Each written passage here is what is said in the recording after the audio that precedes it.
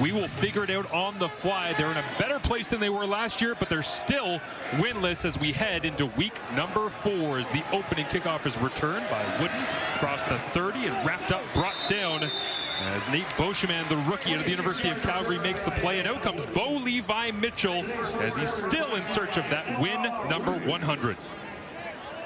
Yeah, and good numbers for Bo Levi Mitchell. A similar story to the early portion of last year, throwing for over 300 yards in his starts. But the Tiger-Cats still looking for wins. Obviously, taking care of the ball, avoiding those turnovers is going to be huge.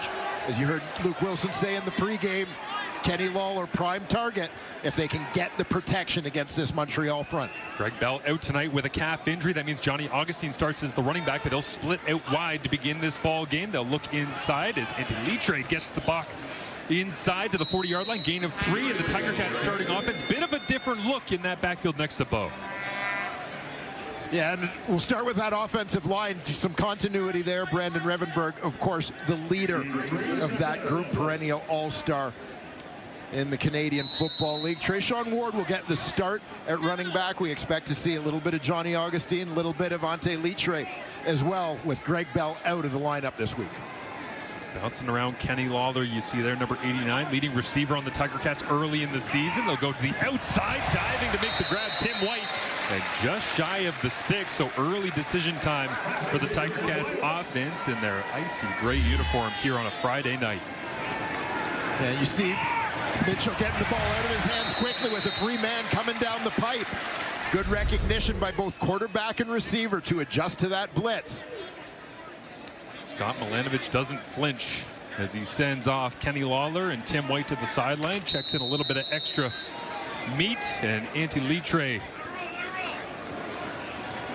goes at quarterback on 3rd and 1. Stacked up immediately. Did the Montreal defense get a stop? Stacked it right at the line. No signal to begin.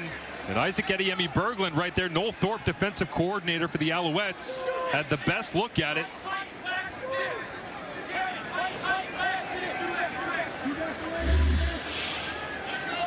And we'll get a great look from above here. Not much of a push there, Dwayne. No initial movement. You got to believe from that look, it certainly looked like he was stopped short.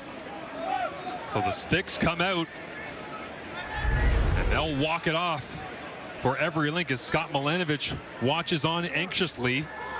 And it looks like they're going to pull this, and whoa! It's an early turnover on downs. Montreal gets the stop.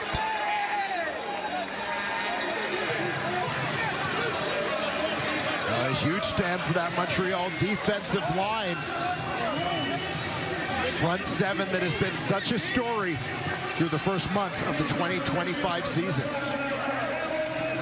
Alouettes defense, second in the CFL, allowing only 18.7 points per game so far. And great starting field position here for McLeod Bethel-Thompson after the front stands tall against Hamilton and forces what's supposed to be an explosive Tiger-Cats offense off the field. So Bethel-Thompson at the controls for Davis Alexander, hands it off. Sean Thomas Erlington slides down immediately, and McLeod Bethel-Thompson at the end of last week filling in for Davis Alexander. Had a pretty decent output, but says he missed the momentum at the end of the game, wanted to carry that over into this week.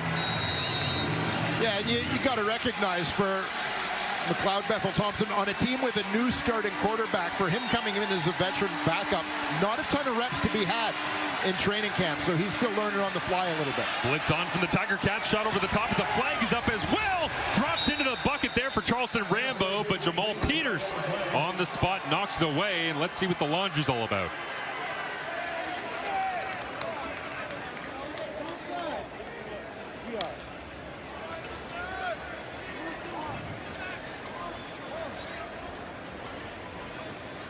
As referee Richie Miller is on the call here tonight. Offside, Montreal number 85. That penalty is declined. 3rd down. So Tyler Snead makes his way to the sideline for the Alouettes, and these teams trading early possessions. But a field position win, no doubt, for the Montreal Alouettes after the turnover on downs. Cats with 2 receivers deep, trying not to let this ball get on the ground, trying to avoid getting pinned here by a Jonathan Zima punt. And using Tim White back as well, mixing and matching one of their leading receivers. A little bit of speed to the special teams unit. And it'll drop over the head of Isaiah Wooden Sr. after a 50-yard punt. And so an early 1-0 lead here for the Montreal Alouettes. Bo Levi Mitchell back at the controls, needs 337 passing yards to reach 40,000 in his illustrious career. We'll see if he can do it on Friday Night Football.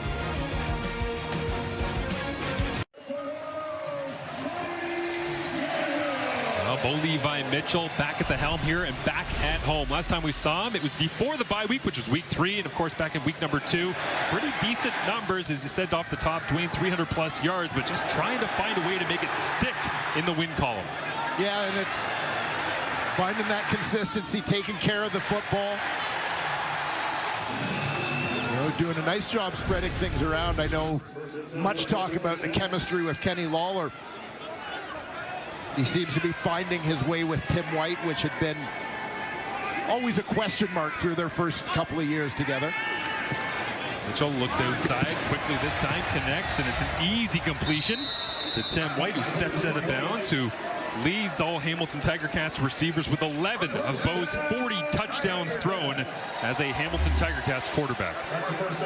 Yeah, they get White out wide here. You're going to see nobody near him. Coverage backs off. Good decision by Bo. I know he wants to push that ball deep, but if they're going to give Tim White that kind of space, absolutely take the low-hanging fruit.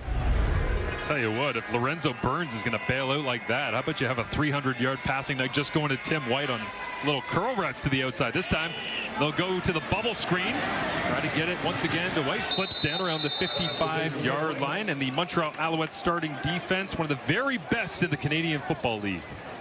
Yeah, and a guy who has really stood out to me this season, Isaac Adeyemi-Berglund, in his second season with the Alouettes after starting his career in Calgary. He just seems to get better and better. Tyrese Beverette, the former Tiger-Cat, has, of course, been a star these last few seasons in Montreal. And keep an eye on that safety spot. Marc-Antoine Dequoy won't always be deep in the middle. They find him at the line of scrimmage making a nuisance of himself.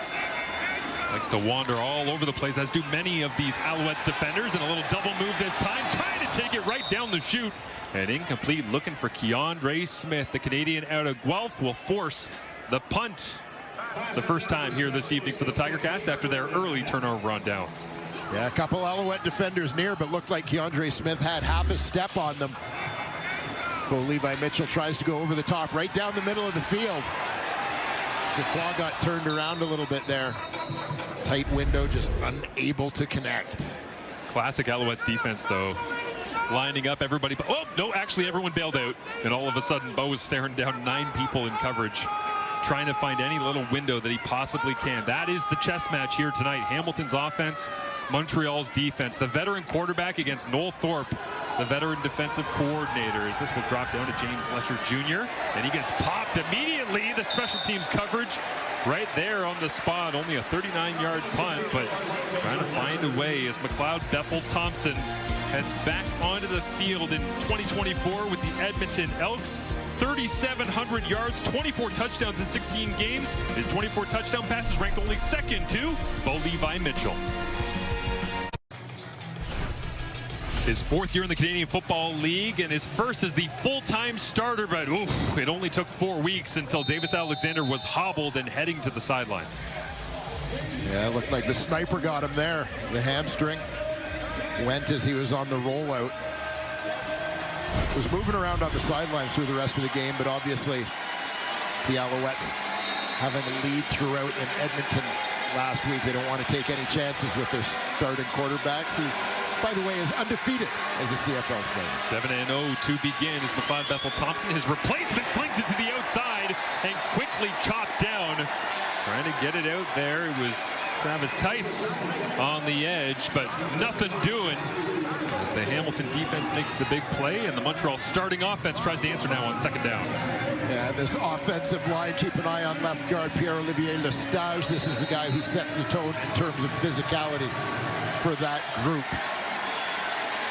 In the receiving corps, Austin Mack out of the lineup this week, which I anticipate will mean a few more looks for Cole Speaker.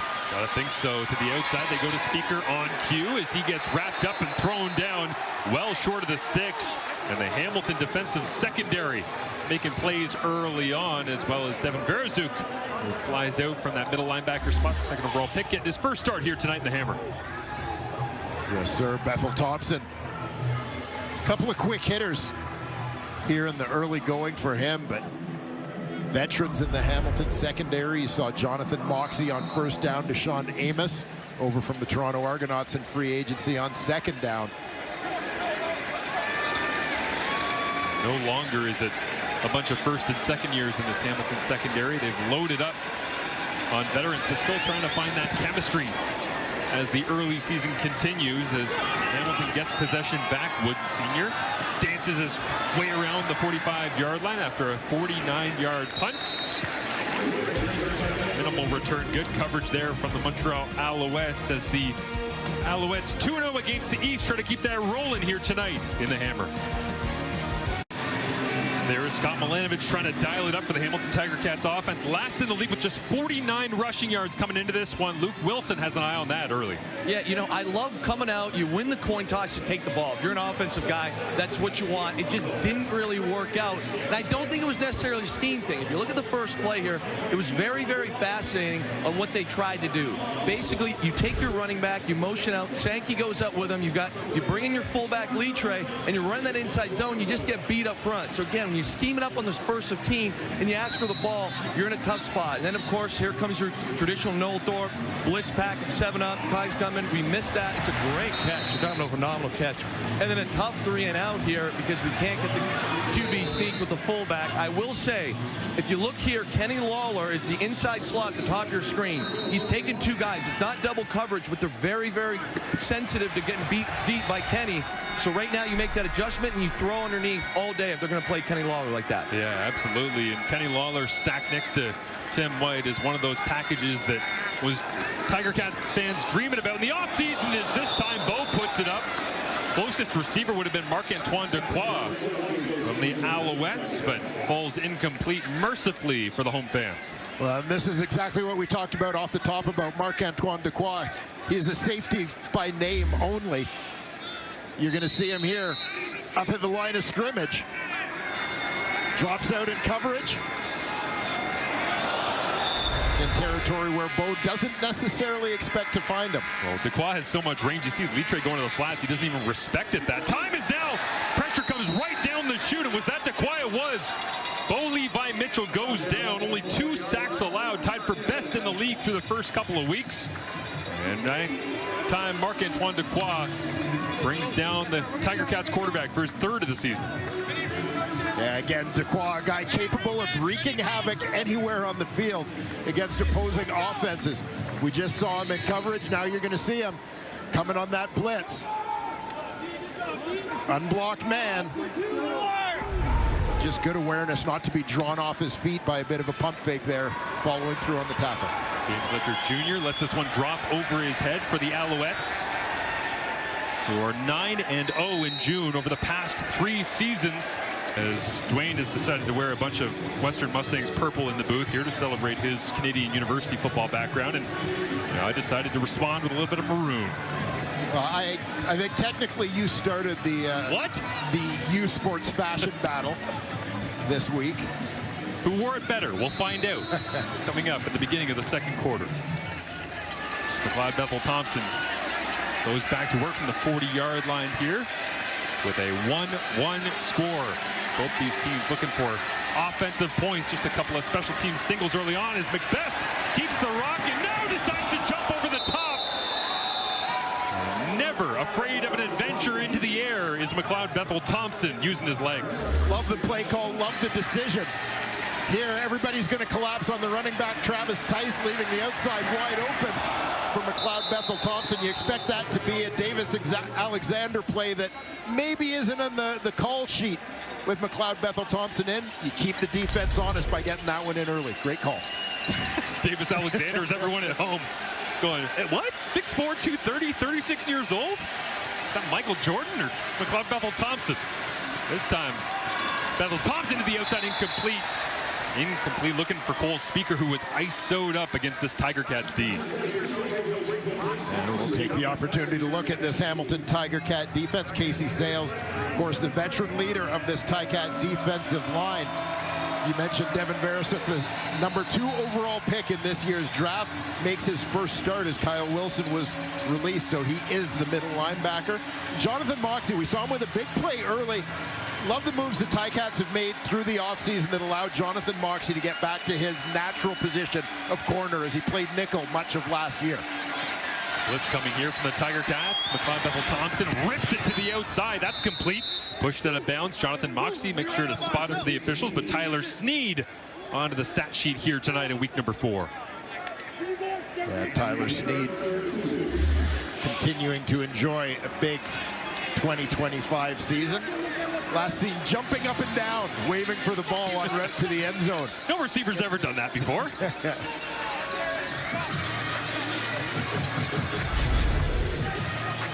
Comes shy of the sticks, of course, so now 3rd and 2. And McLeod will go back to the tablet, look things over, and Isaiah Wooden thinking about trying to create another touchdown. The Hamilton Tiger-Cats just 3 offensive touchdowns so far on the season, albeit just 2 games played because of the week 3 bye. Wooden the big kick return, week number 1 against the Calgary Stampeders, who have signed Kyle Wilson, the recently released linebacker that Dwayne spoke of just a minute ago. Played a lot of games for the Tiger-Cats as Joseph Zima drops this one down inside the 20-yard line and dove onto. It'll be a no yards penalty as the veteran making the spark play, Brandon Dozier right there. The Hamilton Tiger-Cats and Bo Levi Mitchell trying to find a victory here at home. Bo Levi Mitchell still looking for win number 100, an attempt to try and make his way into the history books, the quickest to do it ever. Well, this is win number 1 with more on that one. Here's Claire Hanna. Well, when Bo Levi Mitchell first broke into the league, he of course did it in dramatic fashion. Now he was with the Stamps, and he came in for an injured Kevin Glenn. At the time, Calgary was down in a game 24 points. Mitchell led them to their biggest comeback victory in Stamps history at the time. And then he said he kind of blacked out. Now the next week, he was really nervous for his first start against Winnipeg. You know what? He went 29 for 33, 3 touchdown passes, no interceptions.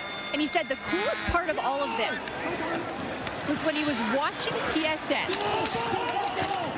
about a week later, and he said, you know what, I saw the list of quarterbacks who had similar starts. Ryan Dinwiddie was on that list. Well, he says if he's the fastest quarterback to get to 100 wins in the CFL, the cool thing will be thinking of the other pivots on that list, what they went through, and it makes Mitchell respect the careers of guys that might not have had the same film on TV who were pioneers of the CFL game. Yeah, no question. We will, for many years, see Bo listed amongst some of the greats of this league. You know, he also talked about thinking back to how it all began. Wanted to make the most of his career, and knowing the end is coming near, is over the middle. The big man, Giovanni Robinson, makes the grab as Bo, another completion here, looking for that win number 100, and where he stacks up in the history books, reflecting back, remembering so many great times in Calgary and trying to create more of them here in Hamilton. It's certainly an impressive list there.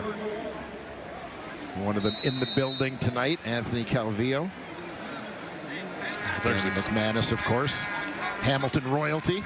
Great when we had our Zooms this week with Bo Levi Mitchell. Anthony showed up early and on time and said, oh, I'm sorry, guys. And Bo was just like, hey, what's up, AC? Yeah. How you doing, right? It's like one of those genuine CFL moments of legendary quarterbacks just popping in going, hey, how are you? It's good to see you. And this time a flag comes up, but Bo on point. Completes this one once again. Out in front of Burns, Tim White starting to cook a little bit here on a Friday night.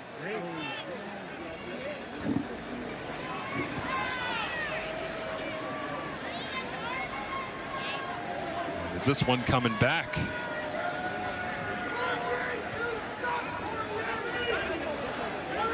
Offside, Hamilton, number 89. 5-yard penalty, remains first down.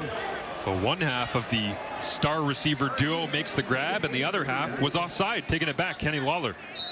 Well, we're so frequently seeing those two team together into the boundary for the Hamilton Tiger-Cats. Tim White feasting early in the short and intermediate passing game as Kenny Lawler continues to draw some deep coverage.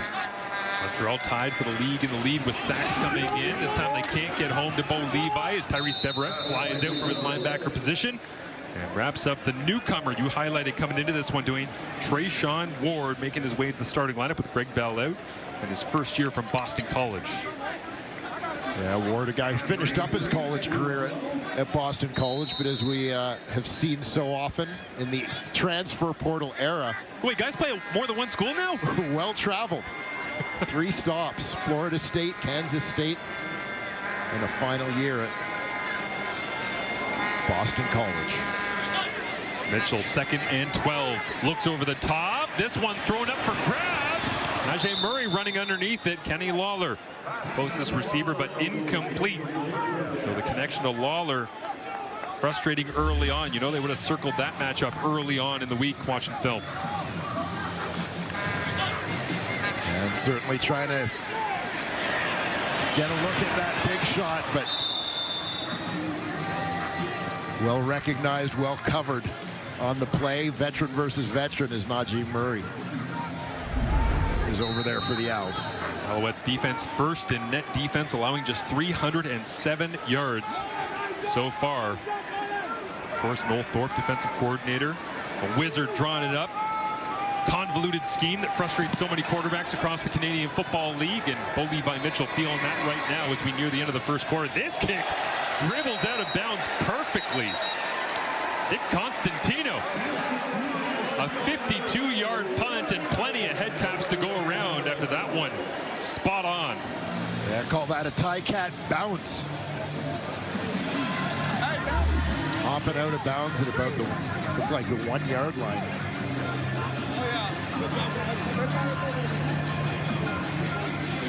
But Constantino, you got to love him taking credit for everything and going, yeah, when I was actually backwards spinning it, it was supposed to hit, kick to the right, and go directly out of bounds at the half-yard line. Yeah, I think he'll take it. That's how I drew it up. McLeod Bethel-Thompson with the longest field imaginable.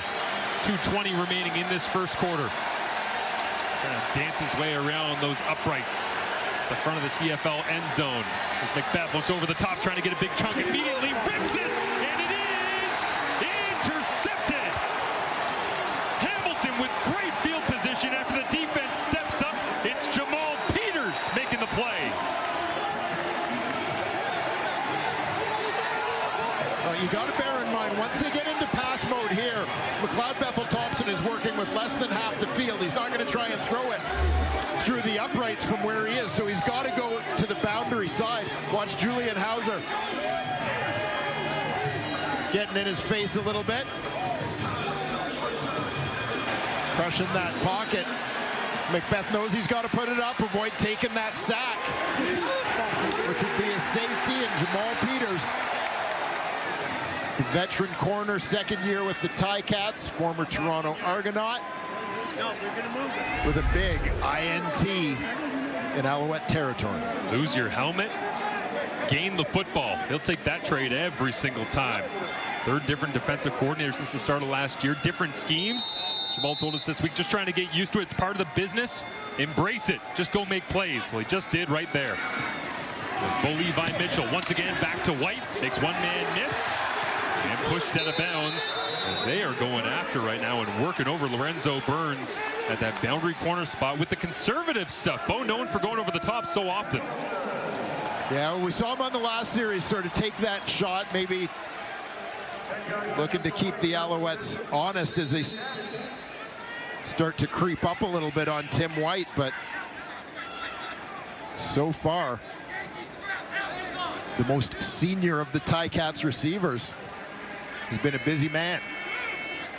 Mitchell this time with 4 receivers to begin into the boundary. They'll show run, give run. On first down, nice little pickup that time. The left side of that Tiger-Cats offensive line. Bordner, Revenberg, and Woodmansey pushing their way forward with Johnny Augustine toting the rock. Johnny Augustine, one of many free agent signings, following new general manager Ted Govea over from Winnipeg in the offseason. Great to see Ted in the building, by the way. Came over and saw us pregame. Fantastic after he was diagnosed earlier on this offseason with cancer. And we said back in week 1, love to see him back in stadium soon. Awesome to see him come up and visit us in the booth before the game here as Bo Levi Mitchell pumps, looks to his left, gets it incomplete. Running down that left side, it is once again the big man, Johnny Robinson, but it falls out. And was it Jeffrey Canton-Arcou who came up with it? Is it a fumble forced and a fumble recovered for the standout second year from Memphis? It is. Yeah, Giovanni Robinson was hoping that this one made it to the sidelines before the Alouettes were able to get on it. But it looks like Canton-Arcou is able to fall on this ball before he hits the sideline, before the ball hits the sideline. Well, I'm sure they'll take a look at this. Determine, is the right elbow out? Is he out of bounds when he recovers this ball? Canton-Arcou told us this week he was surprised to see how long he had to wait around during the CFL draft. 9th overall selection. As flags come up on the snap deep in their own end. Once again, here are the Alouettes, with just 26 seconds remaining in this first quarter. But that is a man who is going to make a ton of plays regardless of how many opportunities he gets. Procedure, Montreal number 66. Ball be moved half the distance. Remains first down. As that one gets away from Giovanni Robinson, we'll take another look. You saw him punching for the football on the tackle, knocks it loose. Gets on top of it just before going out of bounds. Good call by the officials. But yeah, Jeffrey Canton-Arcou on a per snap basis has got to be one of the most productive defenders in the Canadian Football League. This is a guy who plays slightly more than 50% of the defensive snaps for the Alouettes, but in terms of creating turnovers and pressures, he's been unreal. Tim White hyping up Giovanni Robinson. There is a big-time throw to the outside. Charleston Rambo hauls it in front of Jamal Peters, who just had the interception and is right back on the field after the fumble by Robinson, recovered by Canton-Arcou.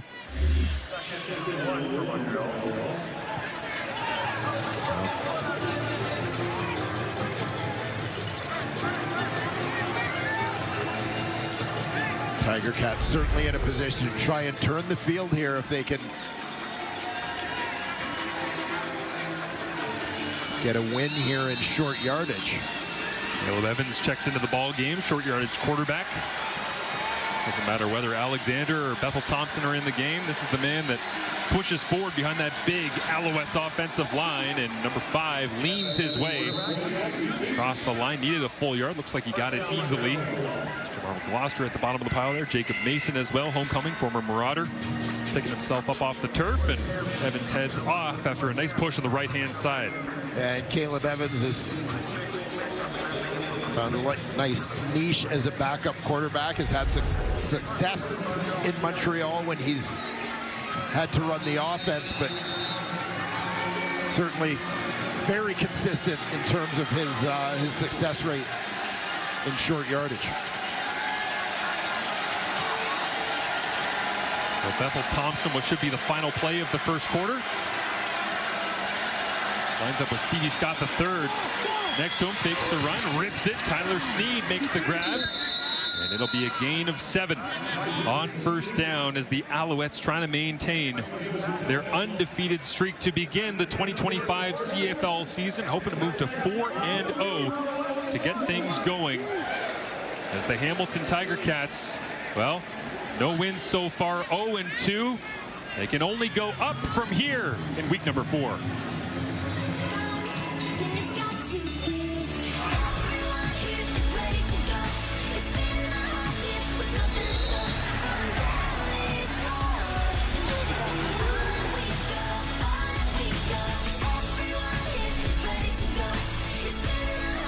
The numbers after 1 quarter of play here in the Hammer. It is hot, and the offenses are not. They are trying to find their way through this one, but a couple of great defenses getting going. Brett Monson, obviously, on the Hamilton side. We haven't really spoken about him, but early on in this season, when he's done a pretty good job with the Tiger-Cats trying to shut teams down. They're 0-2.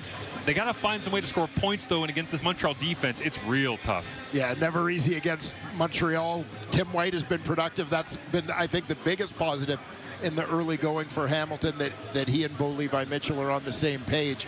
But yeah, some tough sledding, but credit the defenses for what they have done through the first 15 minutes of this ballgame. Thoughts on McLeod Bethel-Thompson so far? Looks relatively comfortable, certainly, as Caleb Evans opens things up here in the second quarter. Yeah, short yardage situation, but Bethel-Thompson moving around a little bit in the pocket. Certainly with the veteran guy in there, doesn't seem like Jason Moss and Anthony Calvillo have had any consideration of having to abbreviate the playbook. They reset the game clock here to kick things off in the second quarter. I love the McLeod Bethel-Thompson quote on Davis Alexander's injury at the start of the week. He said, "I prepare like I'm starting every week. Davis is young and spry, so I'm assuming he'll bounce back quickly." Young people tend to do that. They're like superheroes. It's a very, very McLeod Bethel-Thompson quote. He said, "But I'm ready to start. I know I'm the backup, but I get my reps in, and away we go." As flags come up on the snap.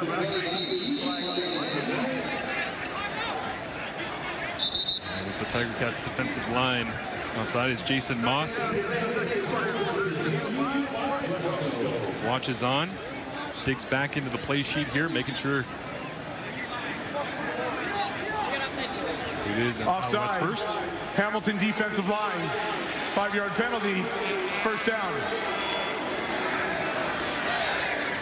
It's a big start for the Montreal Alouettes here in 2025 in a variety of different ways. Both sides of the football, as you would expect under Jason Moss and this team. They have never really gotten off to a slow start because he coaches this team hard coming out of training camps. Yeah, he certainly does. Team building big to Jason Moss, and continuity has been a factor in Montreal's success in the early going as well. Eddie Machocha maintaining that core as the general manager. An inside run this time going nowhere for Stevie Scott III. So Montreal will have second and long coming up. Stevie Scott. We've seen Travis Tice and Sean Thomas Erlington all in the lineup in that Montreal backfield. First time this season we've seen all three of those guys dressed. Then collectively taking over for Walter Fletcher, who was released at the end of training camp. Scott listed at 6'1", 218 in his second year out of Indiana. As Bethel-Thompson rolls away from pressure, looks for Scott and bounces off his back end. It's incomplete. Devin Verzuk right there on coverage in the flats, and Montreal will have to send it away.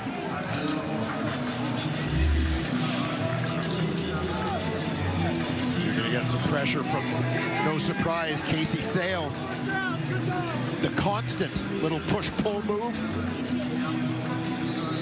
there to find his way into the backfield. Getting the offensive line off balance. Start with that bull rush, get him to anchor in, and then yank him forward.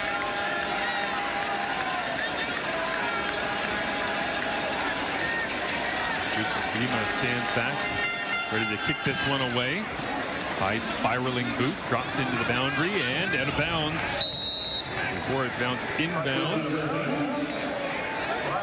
Power, precision, performance. The Lincoln Navigator Cup. Who will have their mic drop moment? July 1st, only on TSN. Levi Mitchell ranking third all-time quarterback win percentage at .704, behind only Doug Flutie and Dave Dickinson, ahead of Warren Moon as well. And looking to improve that here tonight at home as the Tiger-Cats begin their summer schedule with kids out of school. Illegal kick out of bounds, 10-yard penalty, first down. And get a little bit of extra field position here as well to help.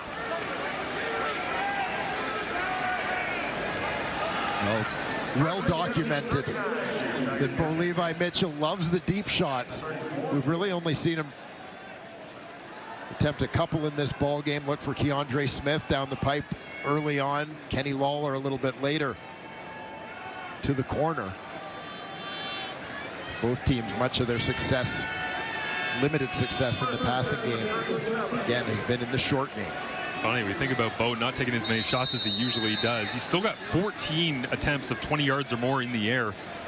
7 per game's pretty good, and he's 6 of 14, which means he's completing 42% of them, which is above the league average. Like, he's still throwing it deep, he's still completing it deep. It's just the rest of the throws where he's been smart and conservative. This time he does rip it over the top, and it's up for Kenny Lawler, incomplete. Bounced off his hands as they went for Burns. Lawler frustrated with himself, not being able to haul that one in. And you had a pretty good sense just by formation where this ball was going. Kenny Lawler by himself, but with a tighter split to that short side of the field, giving himself a little bit of room to work. As you see him fade a little bit towards the sideline. Bolt Levi Mitchell just immediately pulls out from under center and puts it up to let his big deep threat go get it. By the way, what was that? Under center 3-step drop and throw a fade? Is this the 90s? What's happening out there, Dwayne? Is this one to the outside? Completed. Johnny Augustine dives for the first down marker. Nice effort on 2nd and long as the running back goes and gets it. Johnny Augustine. This is exactly why they brought this guy over. Reliable veteran out of the University of Guelph from nearby Niagara Falls. Had spent his career prior to this season with the Winnipeg Blue Bombers. Again, comes over in free agency. Some interesting Canadian running back happenings in the early portion of this season. No doubt. Inside handoff, trying to cut it back. Nice play that time. Taking it out from in behind. There's Taiwan Mullen. We see Johnny Augustine getting his touches here early on. As we mentioned, when he comes from Winnipeg, Winnipeg's looking for a Canadian backup to Brady Oliveira. Matthew Peterson, who had been a Ticats draft pick a year ago, becomes expendable in Hamilton with Augustine's arrival. So he gets traded to Winnipeg, where he's getting touches. We've got Sean Thomas Erlington in this one. Big game for Daniel Adebaboye last week for Ottawa. Lots of love for the backs. He's now up high, incomplete. And Bo little off the mark on that one, trying to fit it into a tight window. And the Tiger-Cats special teams unit will come out, but Burns has certainly been busy here this evening, whether it be man or zone. And you wonder a little bit here in the second quarter, as you see the Ticats trying to get the ball to Kenny Lawler. And you have faith in Lawler, one of the top guys in the league in terms of contested catches. But is this a sign of impatience for Bo Levi Mitchell, or is this just a desire to get Kenny Lawler involved before too much time goes by in this ballgame? Punt is away. Out of bounds, and Lawler came in with 23 targets for the Hamilton Tiger-Cats, leading the team. He's got 3 targets in this one, no catches so far as they try to get hit. You just know there's some sickos, Canucks fans out there on the West Coast who are waking up 7 a.m., making their black coffee and getting ready for the free agent frenzy. Let the games begin. Heard there's a big name potentially available. 1 or 2.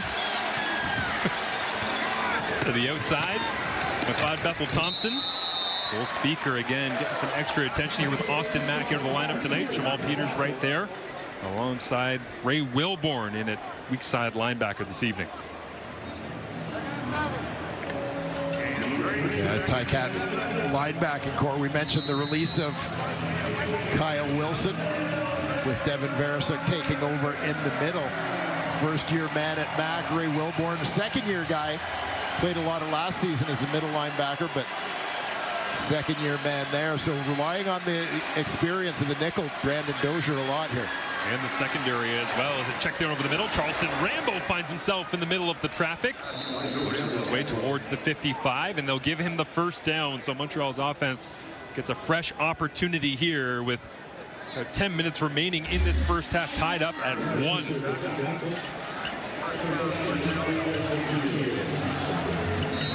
Trading places over the offseason. Veteran quarterbacks, McLeod Bethel-Thompson and Cody Fajardo.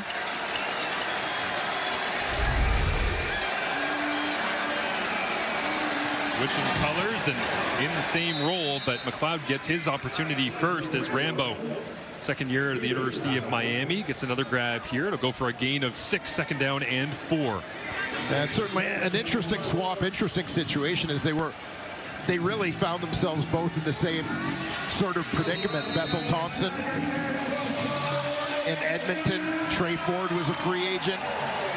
Edmonton re-signs Ford with the plan for him to become the starter. Same thing happens in Montreal with Davis Alexander, who had previously been behind Cody Fajardo. Thompson looks to his right, comes back to the left, now goes for a run and leans his way forward, takes a pop that time from Verzuk. Right in the middle of those hashes is McLeod trying to grind his way forward on 2nd and 4 for the first down. And is he half a yard shy? They'll take a look at it with referee Richie Miller. And this is good awareness of the situation down and distance. Obviously, you expect that from a veteran quarterback as Bethel Thompson sees to sort of abort his reads and tuck and run early, knowing he doesn't need a lot, and there's a little bit of a gap there for him to go get it. Does come up half a yard shy. MBT to the sideline. Caleb Evans is in. And the Tiger-Cats defense. Hauser, Fox, Hendricks trying to dig their way in. Can't get a stop on this one, giving up a 1-yard buffer zone here in the Canadian Football League. So McLeod Bethel Thompson, after a 1-snap break, goes back to work. Well, Bethel Thompson, best known for his time with the Toronto Argonauts, left there as a Grey Cup champion. A year away from the Canadian Football League before returning last year with Edmonton. Similar story to Bo Levi Mitchell. Put up great numbers, just didn't win as many games as he would have liked. MBT slides away this time, gets it to David Dallaire. As Dallaire down at the 40-yard line. You think McLeod gets any Labor Day flashbacks being back in the building here, regardless of what color uniform he's in? I mean, that 2022 with Toronto. Ton of yards, obviously exited the Grey Cup in Saskatchewan with an injury. Chad Kelly came in and finished it off, but what a year. Yeah, there's some ups and downs for him through the course of the season, but really seemed to find his stride down the stretch,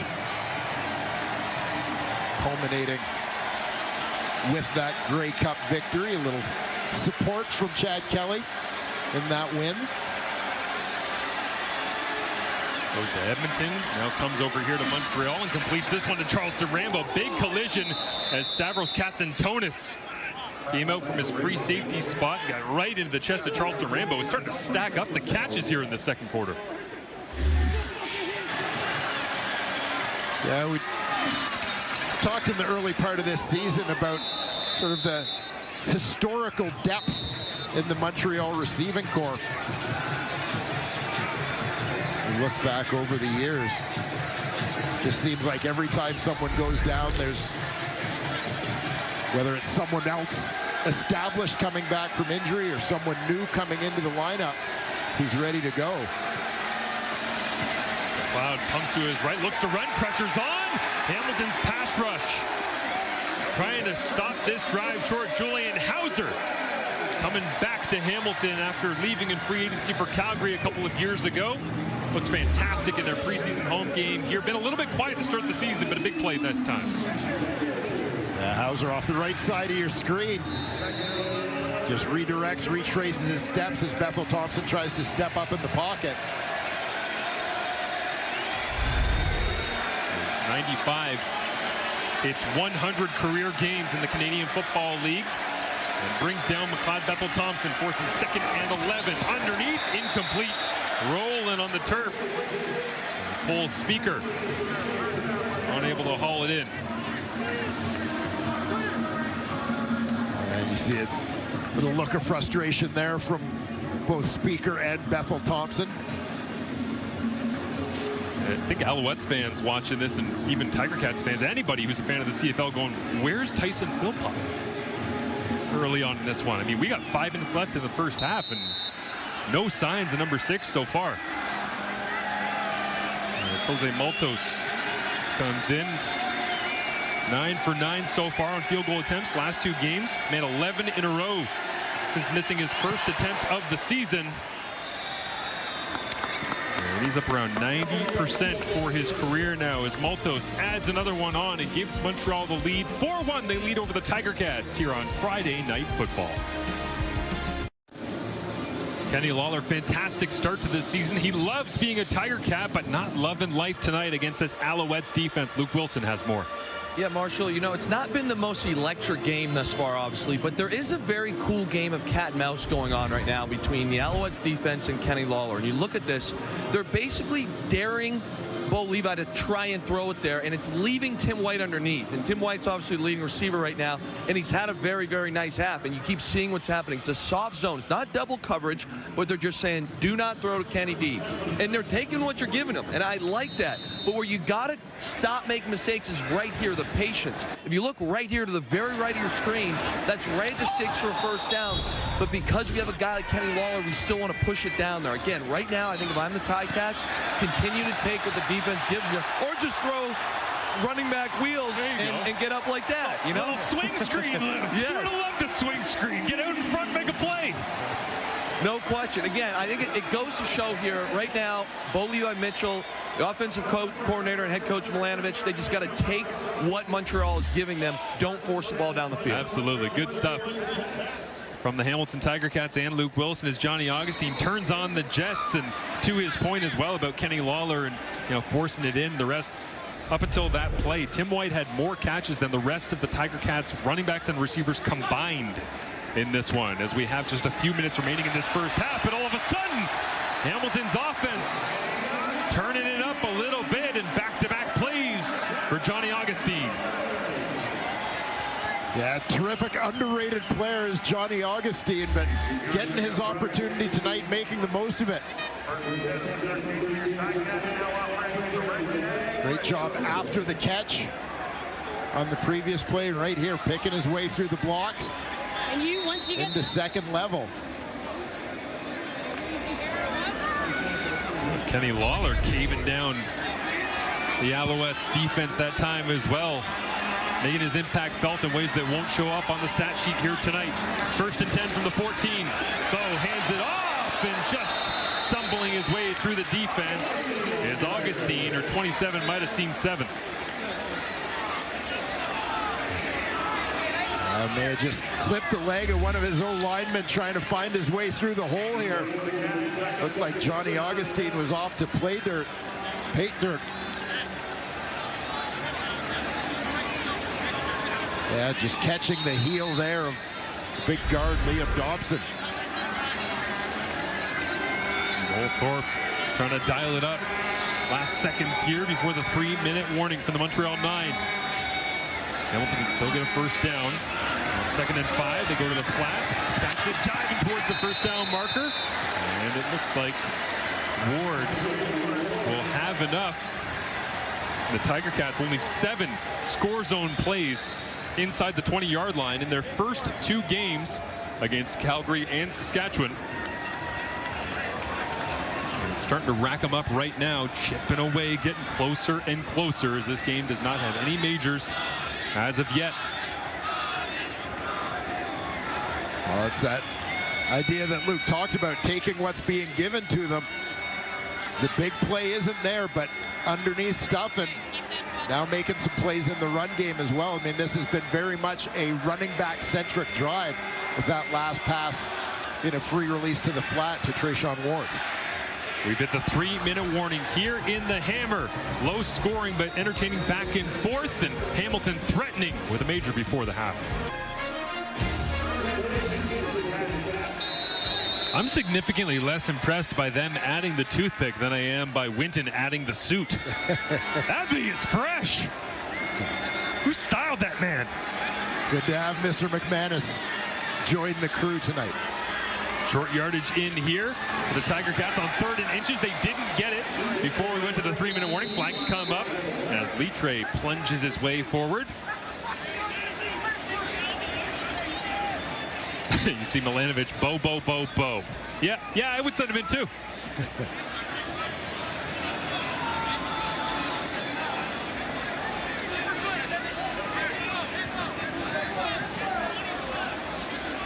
Offside, Montreal number 53 the gain is greater, that penalty is declined. Corey Robinson Jr. with a finger in the wrong place. Regardless, Litre obviously got it. Of course, Canton Arcou's right there. He's always there, just like Bev Red on the top of things in short yardage. Roberson, newcomer to this Alouette defense, getting his shot in the lineup tonight with Dylan Wynn on the injured list. Bo Levi Mitchell. 2 touchdowns on the season. He'll hand it off right into a brick wall. Thy name is Najee Murray. Of all the tacklers that you expect to blow ball carriers backwards, it's not usually 12 coming up. Yeah, tremendous collision here. Looked like Johnny Augustine was on his way.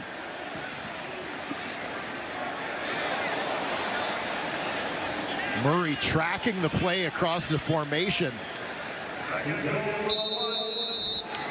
Steps up. Wes Sutton with some contact there as well, but you know, Murray doing that while taking on a block as well. Noel Thorpe loves what he sees. Short yardage in. Litre under center. 2nd and goal. Plunges to the left-hand side. Fights. Can't get there. 3rd and goal. Well, the Alouettes already with 1 turnover on downs on a 3rd down gamble. Opening series of the ball game. Going to put their faith in this short yardage defense again. Sean Oakman. And who's at the bottom? Najee Murray again. John Milanovic watches on. Loa Uguak digging in once again. There's the big man, Oakman. Watches on, and Bo Levi Mitchell. Looks like Hamilton will play a little bit more conventional here. Plenty of motion. Litre in the backfield. Bo looks to throw to the outside. Plenty of traffic. Running through it is Kenny Lawler into the end zone. Touchdown, Tiger-Cats. Lawler's 2nd major in black and gold, and the 1st for either team in this ball game with 1:26 remaining in the half. Yeah, Lawler's going to work across the formation out into the flat. Free release primary receiver. You see him coming left to right across the formation here. You get exactly what you want. So we'll take another look, but Wes Sutton's trying to follow him across the formation. He has to bubble to avoid his own teammates. Can't just take a straight line to get there. That's enough to create all the separation Kenny Lawler and Bo Levi Mitchell need. 8 plays and 70 yards in a little over 3.5 minutes. And the Hamilton Tiger-Cats tag on the extra point and doubling up the Owls as they look for a home victory. Little snakes and ladders here, trying to weave his way through the traffic. Kenny Lawler into the end zone, making the home fans happy on Friday Night Football.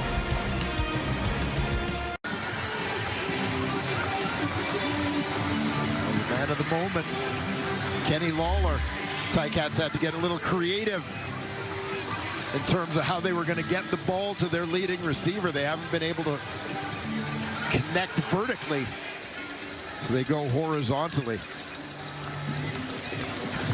DeAndre Smith wobbled him.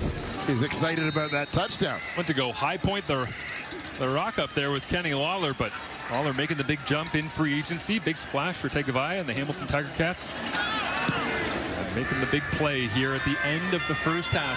8-4 as Montreal gets possession. Fletcher Jr. crosses the 30 to the 40. And finally brought down. Battle on special teams continues. And yeah, they made Wesley Sutton go for the long trip all the way around on the Lawler touchdown, Dwayne. Yeah, and this is exactly the way you're using the width of the field. Kenny Lawler is going to start off here. Wesley Sutton, of course, the defender trying to track him as he goes in motion. But watch the path. Circuitous route that Sutton has to take. He can't just take a straight line to get there and meet him in the flat. He's got to avoid all his teammates on his way around. That creates separation, allows Lawler to get that space to be wide open. Montreal begins this possession with 1:16 left in this first half. Tyson Philpott makes the grab. That'll be his first of the ball game, first target as well. And it goes for a gain of 6. Yeah, Philpott, of course, one of the most dynamic receivers in the Canadian Football League. East Division Rookie of the Year back in 2022. Bethel Thompson looks to his left. Tyler Sneed open on the out route. What a great route by the ECU alum that time. Pushed vertical, snapped it off, and was wide open for MBT. Yeah, Tyler Sneed working out of the slot here. Had a great conversation with him this week. He talked a little bit about some of his receiving influences growing up. Guys like Wes Welker, Julian Edelman, Danny Amendola, smaller receivers, but kind of patterned a lot of his game after those guys in terms of just understanding how to get open, find space. But the ECU coaches getting their hands on some Patriots film totally changed his life as Tyson Philpott incomplete in between coverage, trying to squeeze it in to six that time, but plenty of Tiger-Cats defenders right there on the spot, including Stavros Katsantonis.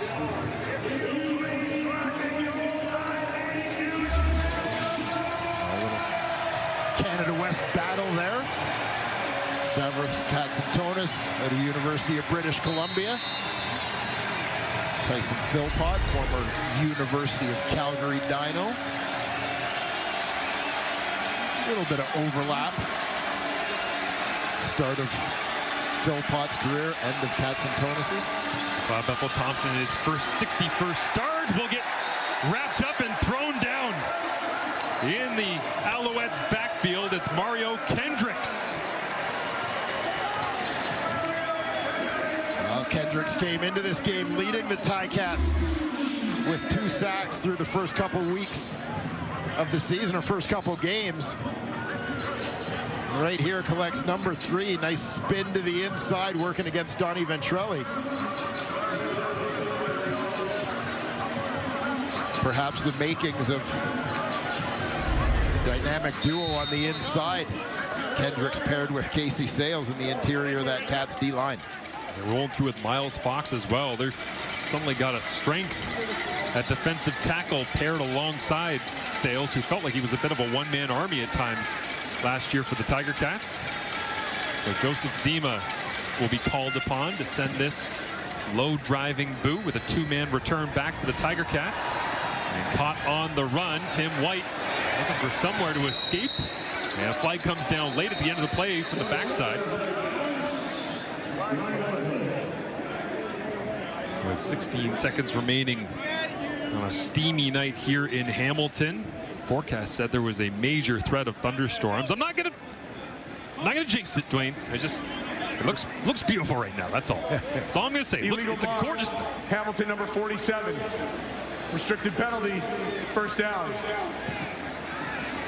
Back up the Tiger-Cats on the return as they were trying to make something out of nothing. Tim White stays on the field right there with Keandre Smith, Antti Litre, Kenny Lawler, Giovanni Robinson in as well, and Johnny Augustine. As these Tiger-Cats fans looking for more excitement potentially before the half. With school out for the summer. Yeah, we'll put you on TV. Why not? You bring a sign, you get on TV. Is that the rule? Yep. As Hamilton content to carry an 8-4 lead into the half here. It's their first game against the East Division after taking on Calgary and Saskatchewan weeks 1 and 2, buy-in week number 3. So despite being winless and it being early in the season, still plenty of ground to gain, especially against their own division, which, as we know, is all important in the Canadian Football League. Yes, sir. A 4-point game is a 4-point game. But we actually have a 4-point game. There's Kenny Lawler in his second game at home since coming over in free agency. A little coverage over the top, trying to fit it into the windows. A little hand battle there with Burns. Was frustrated with himself on that one. And not an easy start, but makes the major and hopefully sets the tone for the second half here in Hamilton. This way he's talking there. He's like, oh, it's an old savvy vet, 5 years in. But Montreal down by 4 as we begin this second half. They will receive after Hamilton won the coin toss and took the football to begin. And James Letcher Jr. burst down the sideline and has his leg chopped out. Otherwise, he was headed towards a major for the Alouettes.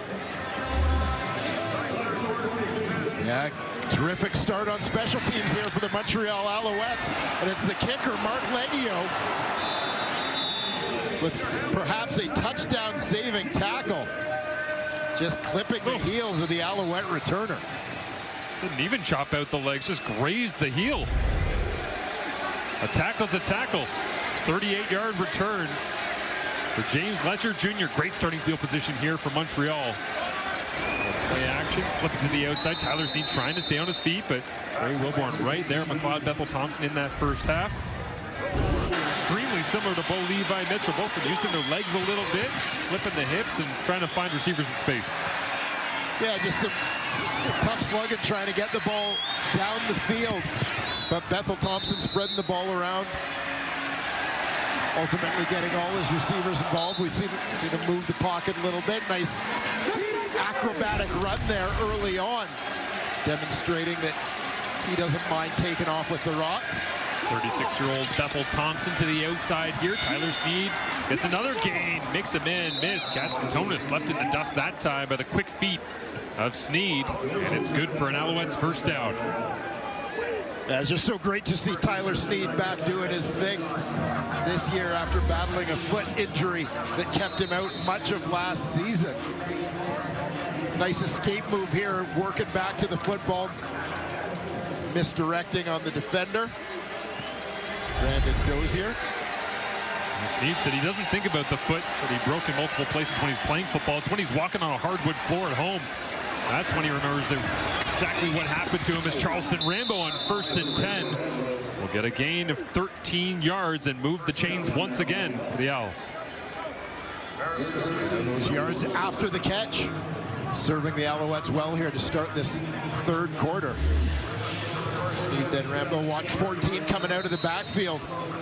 Two receivers work from weak to strong in that formation. Snead stays in to protect. Rambo picking up the screen, couple blocks there from his fellow receivers, allow him to move the sticks. All of a sudden, McLeod Bethel Thompson crosses 100 yards up to 115 on this drive as he looks to the outside. Cole Speaker, this one hangs up, and Cole just couldn't find it. One-on-one coverage supplied by Jonathan Moxey. Cole Speaker, Montreal's leading receiver. Last year, as various players were in and out of the lineup. Tyson Philpott, of course, missing half the season a year ago. Big play for the Alouettes offense here. Dwayne haven't been able to score a touchdown so far in the ball game with 2nd and 10 from the Hamilton 17-yard line.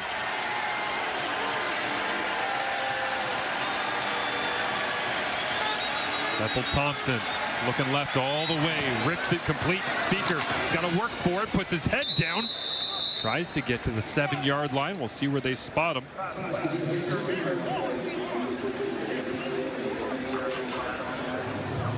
Another good hard run after the catch. Cole Speaker determined to get to that first down marker. Just lowers the shoulders going into contact there. Jamal Peters and Ray Wilborn. A linebacker and a massive defensive back. He had to try and fight his way through.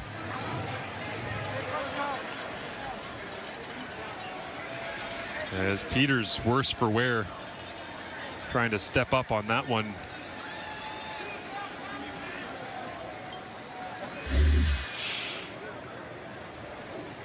It looked like he was favoring that left arm a little bit, that maybe got caught awkwardly underneath him. Watch the left arm at the bottom here.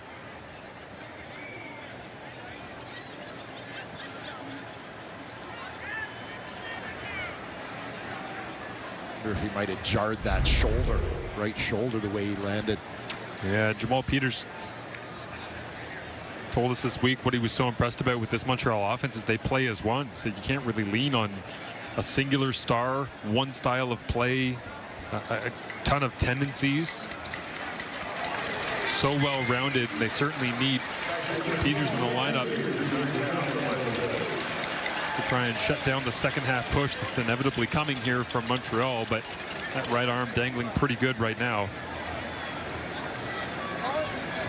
Again, Peters, one of the leaders back there. Big signing last season as they look to secure that boundary corner. Already with an interception in this one, the rookie Mac Bannatyne out of the University of Alberta, into the lineup. So they shuffle the deck on the back end here. Bannatyne goes to the field corner. McLeod Bethel-Thompson rolls that direction. Will challenge him right away. Throw it underneath. Big hit. Flying up to help Deshaun Amos, the former Toronto Argonaut.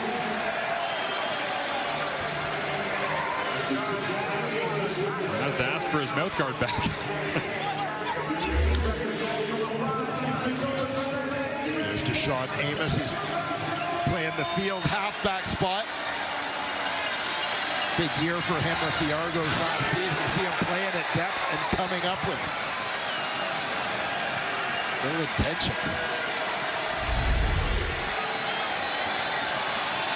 Thompson on second and goal, looks to his right, throws it low and away, incomplete.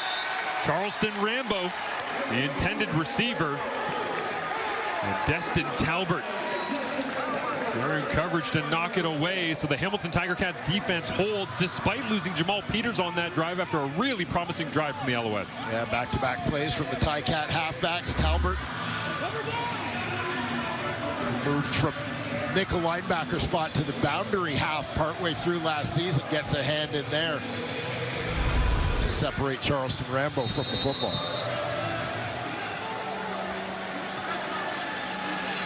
Jose Malto steps up, trying to close the gap. Joseph Zima is his holder and hammers that one through as you would expect. We have a one-point football game once again. Hamilton and Montreal. Bo Levi Mitchell in possession of the rock when we return to Hamilton. Bo Levi Mitchell in the first half, 12 of 17, 132 yards. That one touchdown to Kenny Lawler. No interceptions, which is something that Scott Milanovich has certainly been emphasizing with his veteran quarterback.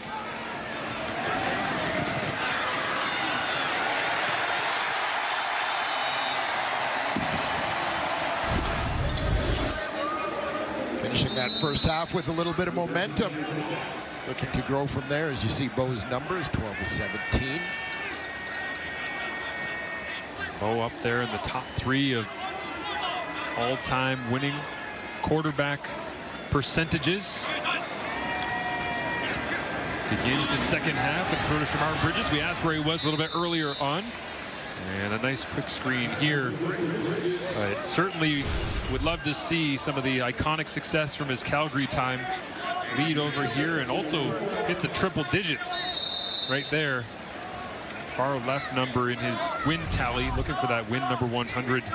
Elusive early on in the season, but week after week, he admitted it is a little bit on his mind because he does appreciate all of the history of the people that have come before him in the Canadian Football League. He'll look to throw on 2nd and 4. Over the top, it is Kenny Lawler, almost grabbed it. Did he? He says yes. Noel Thorpe on the spot. Thought it hit the turf from here. I thought he caught it originally and then it dropped down and smashed the turf, but Bo wants to go quick before they can get a look at it because they have called it a catch. Lawler goes horizontal. Wow.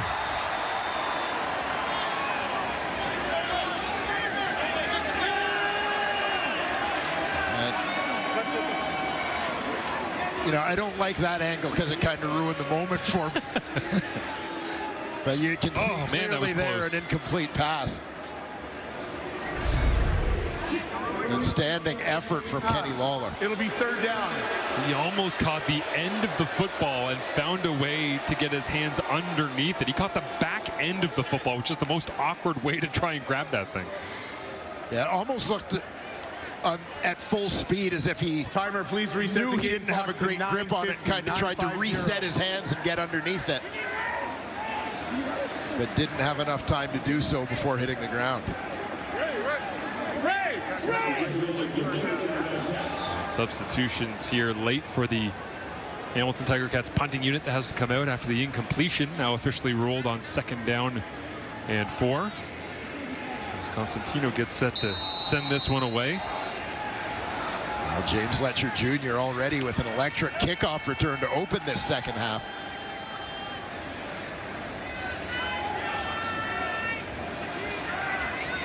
See if he can create some Montreal magic. Instead, it's going to be Hamilton. A little bit of trickery, extending the drive. We knew Constantino had a little arm on him. Tyler Turnowski, the Hamiltonian, on the receiving end.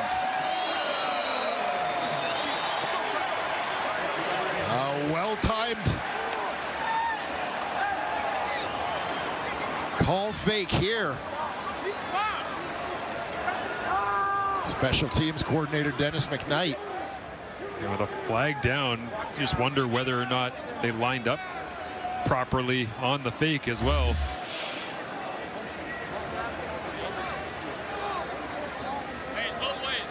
There are 2 fouls on the play. Misconduct. 15-yard penalty, Hamilton number 42. There's also an objectionable conduct on Montreal. 10-yard penalty.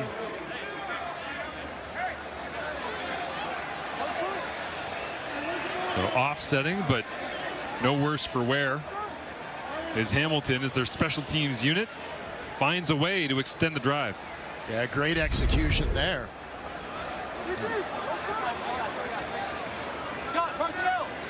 Always got to have someone forcing the kick on that punt return team. Guys who are going to see the punter punt the football.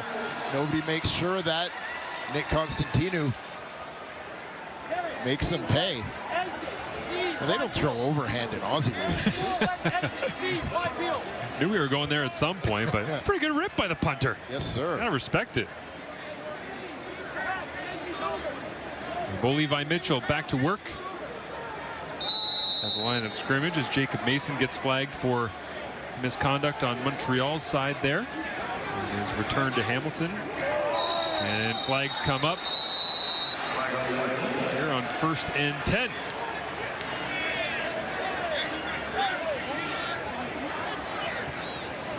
Procedure, Hamilton number 61. 5-yard penalty, remains 1st down. Dumoulin-Duguay listed as the backup center here, 6th offensive lineman. Makes his way back to the sidelines after costing the team a handful of yards. Yeah, you hate to see that when you're Scott Milanovic. You've got the momentum after the successful special teams fake. Go from 1st and 10 to 1st and 15. Chasing the sticks a little bit. 4-man rush from Montreal. Open once again is Tim White as he gets sandwiched. Darnell Sankey running all the way to the sideline. Tyrell Richards, former 1st overall pick as well, in on the play, but White adds to his tally on the evening, and Bo with an easy completion. Yeah, same thing. Tim White been working those flats and quick outs all evening. And I wonder if the Alouettes practice ripping the football out. Sutton ripped at it, Sankey ripped at it, Burns ripped at it. I don't know how White held on to that thing, but they are all about trying to create those turnovers. They talk openly as a defense about wanting to get the ball and score themselves. 2nd and 3, pressure on. Lawler makes the grab, moves the chains, looking for more, gets wrapped up along that sideline. Wesley Sutton in his 5th year to Northern Arizona makes the play, but Lawler gives the Tiger-Cats another 1st down. Now Lawler out wide to the left. Sutton playing inside leverage as Lawler runs the quick out. Making for an easy completion from Bo Levi Mitchell. Hamilton Tiger-Cats offense in a rhythm right now as we reach the midway point of this 3rd quarter in week number 4, Canada Day weekend. Mitchell hands it off, cutting back against the grain right into the heart of that Montreal defense. Marc-Antoine Dequoy downhill to help finish that one off alongside Corey Roberson Jr.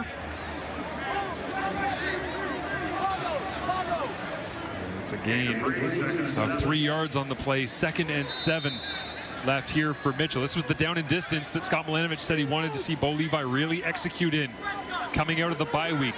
Said he missed a couple of plays, a couple of reads in second and medium. Needs a little bit more from his veteran quarterback. Mitchell steps forward, underneath, and to the outside. Lawler's catch radius on full display that time. Spots it just a little bit shy.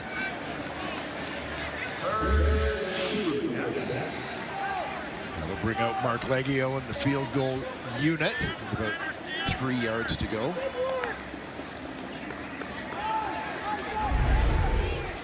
Leggio coming in 6 for 6. One of 2 kickers yet to miss a field goal attempt this season. This one comes from 37 yards away.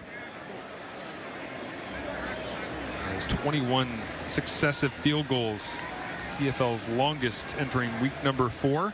He's also taken over as the Tiger-Cats all-time field goal percentage leader at 89.1%. Well, bump that up a few percentage points as the kids are into it. And the Tiger-Cats extend their lead with 6 minutes remaining.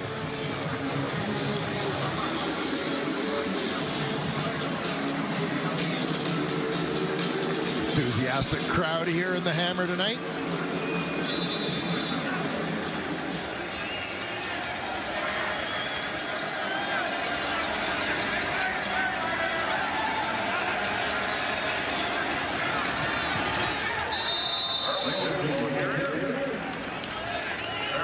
As they grind their way into the middle of that defense, led tonight by Devin Verzuk, coming in, second overall pick. Great athletic ability.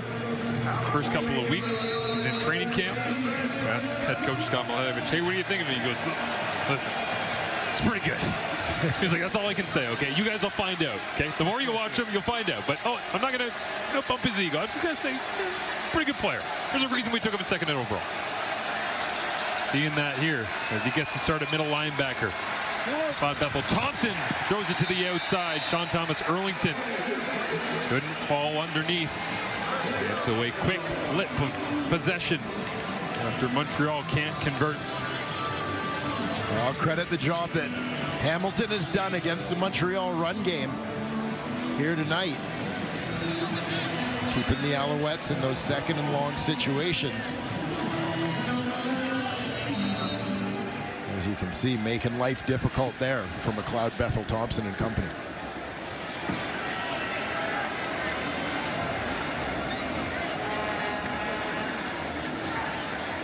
Joseph Zima will send this one away. No pressure on.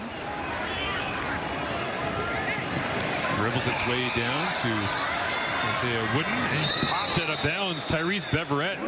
Haven't said his name much on defense here tonight, but all over the place on special teams as usual. Sean Thomas Erlington, sturdy hands, but arms just not long enough. 11-7, Hamilton leads. Well, on Wednesday, the Hamilton Sports Group announced that Marwan Hage had bought a minority stake in the ownership group, who's run the Tiger-Cats and CPL franchise Forge FC since 2022. There's the big man. That man in the middle of the Tiger-Cats offensive line over a 10-year career, taken out of the second round 2004 at the University of Colorado. But stellar career, even better person, and a very successful businessman, which means he can be involved in the ownership group. Yes, absolutely. Pretty cool to see here in the Canadian Football League, a former player getting involved in team ownership. Bo Levi Mitchell pumps to the left, rolls to the right. Bo, just one carry this season for 11 yards. Picks up a little bit there on first down. But Hage, certainly one of those players of the past of the Hamilton Tiger-Cats that fans still resonate with. And you know he'd love to play in a building like this after spending his career at Ivor Wynn for all these fans. And for a quarterback like Bo Levi Mitchell as well. As when he was here, there was a lot of younger quarterbacks that rolled their way through the system. Marwan, a fixture at center for many years. Mitchell rips it out, throws it away from Marc-Antoine Dequoy, once again playing low in around the boxes. Kenny Lawler gets up, wincing a little bit on that left shoulder. And 89's in a little discomfort after jumping out to his left-hand side to make this grab. Tight to the formation this time. He's the one taking advantage of a little bit of space underneath. Just a quick hitter there, but he's looks simple, but in week 4, those are the feel throws you need to convert on second and medium. And Mitchell and Lawler on the same page that time around. As now they'll hand it off. Darnell Sankey doing what Sankey does, tracking it down from the backside. No chance for Johnny Augustine. Hamilton trying to get back to that run game that was so successful for them at the end of the first half. Johnny Augustine seemed to get a little bit of momentum going for this team, taking the Lions' share of the reps at running back here thus far. Bo working the line of scrimmage right now. Little muddle huddle, tons of communication at the line. Needs all of it on 2nd and 9. Look for the quick little screen to the left-hand side. Get into the hands of Keandre Smith. Works to the outside. Gets pushed out of bounds. We need to get to the 50. They'll spot him a few yards short immediately. Out comes the punting unit. Same spot of the field that they faked it earlier, but not expected back-to-back trickeration here. Yeah, it'll certainly be interesting to watch the adjustment by Montreal after the fake. Wait to see if the Alouettes have a couple of rushers keeping eyes on Constantino here, not turning their backs to get back and block before he kicks the ball. Cabianento finishing off the play that time, and Montreal special teams came after it a little bit. Don't get there, but a little pressure as James Letcher Jr. Solid return out to the 30-yard line. The Montreal Alouettes without Davis Alexander, who begins his career 7-0, leading on McLeod Bethel Thompson, but trying to come back down 4 here late in the 3rd. It's only late in June, but the physicality is ramping up. It's caught Luke Wilson's eye down at field level. Luke? You know, Marshall, at the end of the day, it hasn't been the most electric game, as we keep saying. But I like this saying. It's called the body craves contact, and that's what football's all about. So let's just show some big hits. And there's been a few of them in here. And I'll be honest, it's come from both sides. Again, a little check down around here. Devin Veresuk, pride of Windsor, Ontario, Holy Names High School product. Unbelievable play there. This was unbelievable on the goal line. Boom! I mean, this is the stuff that makes the game so fun. You get a sack, we're spinning boys around. Like I said, the body craves contact. The boys are playing downhill tonight. It is physical. It is a nasty game. Hope we can get a little breakout here going to the late 3rd, 4th quarter. Luke, I got to ask you, as a Windsor guy, who are some of your favorites from your hometown? I'll tell you, the guy who is the least talked about, who is an epic football player, is Tyrone Crawford. Long time with the Cowboys. Unbelievable human being. Has done a lot for the community. So I got to go Tyrone as my main guy. Big interception. Speaking of Windsor. There we go. Veresuk on cue. Windsor to the end zone. Hey, Luke, you want to change your answer? Hey, he just jumped me and Tyrone with that play. Lit this building up. I couldn't be more excited for Devin. What a way to begin your career in the starting lineup for Devin Veresuk. Stavros Katsantonis holding on to that one. It turns out all you have to do is get Luke Wilson to shout out your hometown, and magically the ball appears in your hands.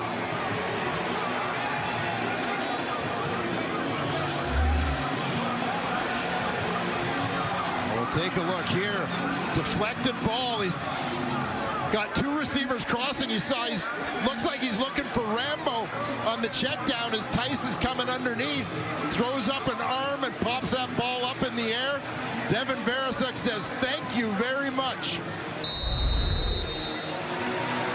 Almost reminds me of an old clip I saw of Bill Belichick, one of those Patriots documentaries. The rare time they let a camera in the building where he said, "You see this? You see how excited we are for each other? That's how I know you guys actually like each other." Look at the veteran Deshaun Amos skipping to the end zone to go celebrate with the rookie, the 2nd overall pick. You see Stavros Katsantonis making sure he picks up the football. No, we got to keep this. It's his first career major. Look at him hugging coming off the sideline from Casey Sales. Yes, sir. Awesome moment for Devin Veresuk and the Tiger-Cat defense.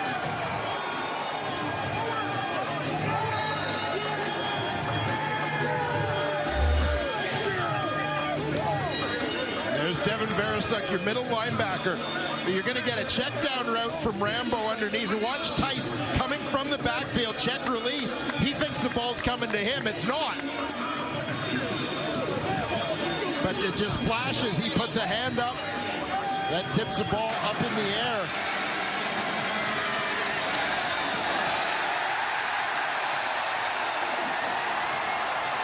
Devin Barasuk, right place, right time.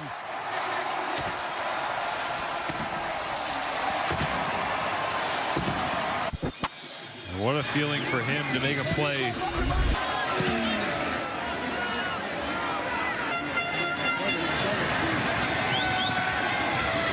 James Fletcher Jr. to the outside, continues to force the issue with the coverage unit as we welcome in viewers from TSN3 that were watching the U.S. Senior Open men's action into Hamilton with a suddenly 18-7 game. Trying to figure out how Hamilton stacked up 18 points. The Lawler major. You got Barasuk into the end zone. Tag on a couple of special teams points here and there. Well, I'll tell you, one of the challenges for the Hamilton Tiger-Cats in 2024 in terms of the construction of their roster was they didn't have a lot of depth in terms of Canadians. And you look at the touchdowns that they've scored tonight. Devin Barasuk obviously with that one on defense, but the other one largely manufactured by Johnny Augustine.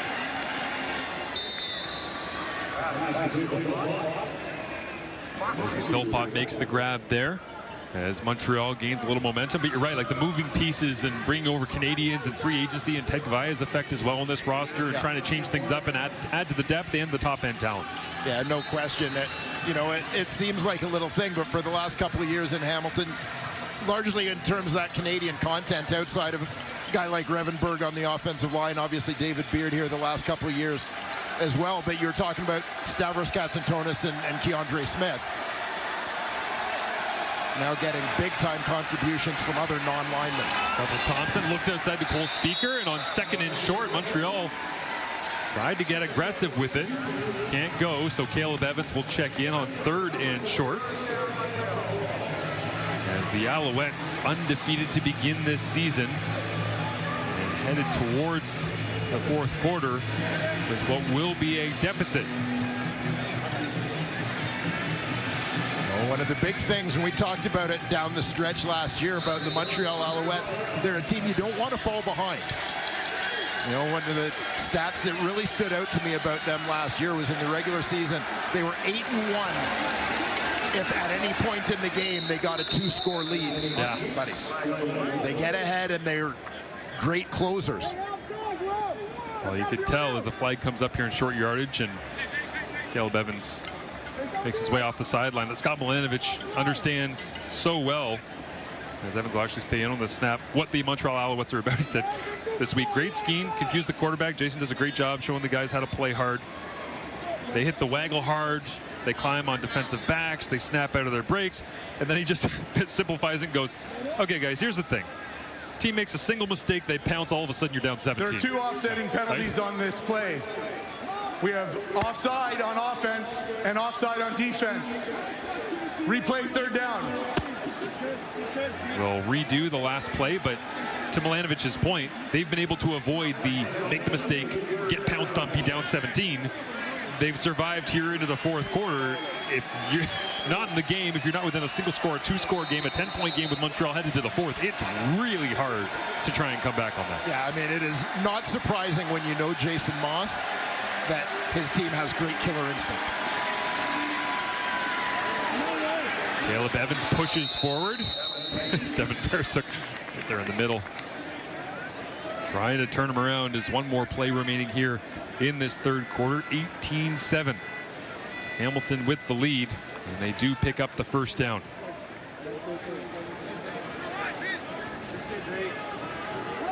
Looks like Caleb Evans staying in here. It'll be interesting to see what kind of package has been put together for him, or if he's... I feel like this is the Paul Lavallee school of the original Strevler days. Hey, if you go earn me the first down, you can stay in for a play or two. Yes. Why not? Earn it.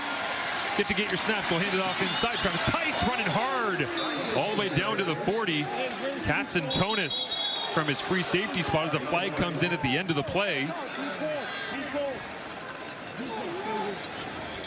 Tice in his first year to South Dakota, stand out in the preseason, earned the roster spot.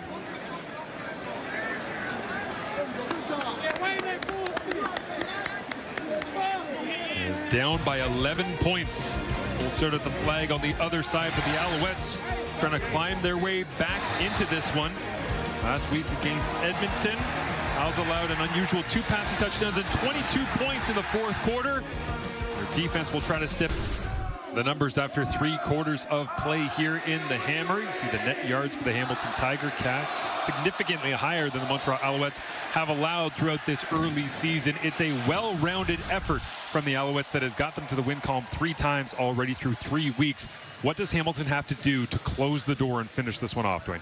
Yeah, it sounds so basic, but I mean, continue what they have been doing, limiting the Alouettes on first down, force them into second and long, little bit of pressure, make MBT get the ball out of his hands more quickly than he wants. So often, receivers aren't able to get to first down depth if there's a little bit of pressure getting after him. You know, obviously you get into this situation. This is something you want to avoid. Stavros Katsantonis charged with a taunting foul there, giving the Alouettes a few extra yards. So discipline certainly a consideration here as well. Don't give them anything for free. Final play of that 3rd quarter springs Montreal's offense into significantly better field position as Caleb Evans stays in the ball game once again. This time rips it to the sideline. Incomplete. 2nd down and 10. Looking for Tyson Philpott. And McLeod Bethel Thompson checks back into the huddle.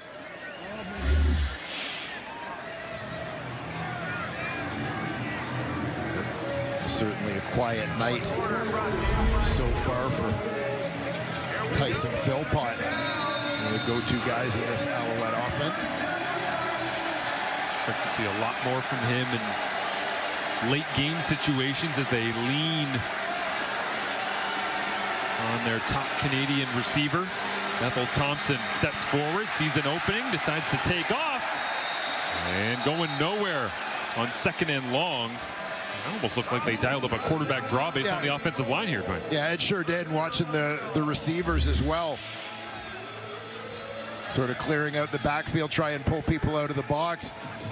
You know, and again, interesting call within the chess match, the mind games, coaches trying to outthink each other, that you take Caleb Evans out of the game, put McLeod Bethel Thompson in to run the quarterback draw.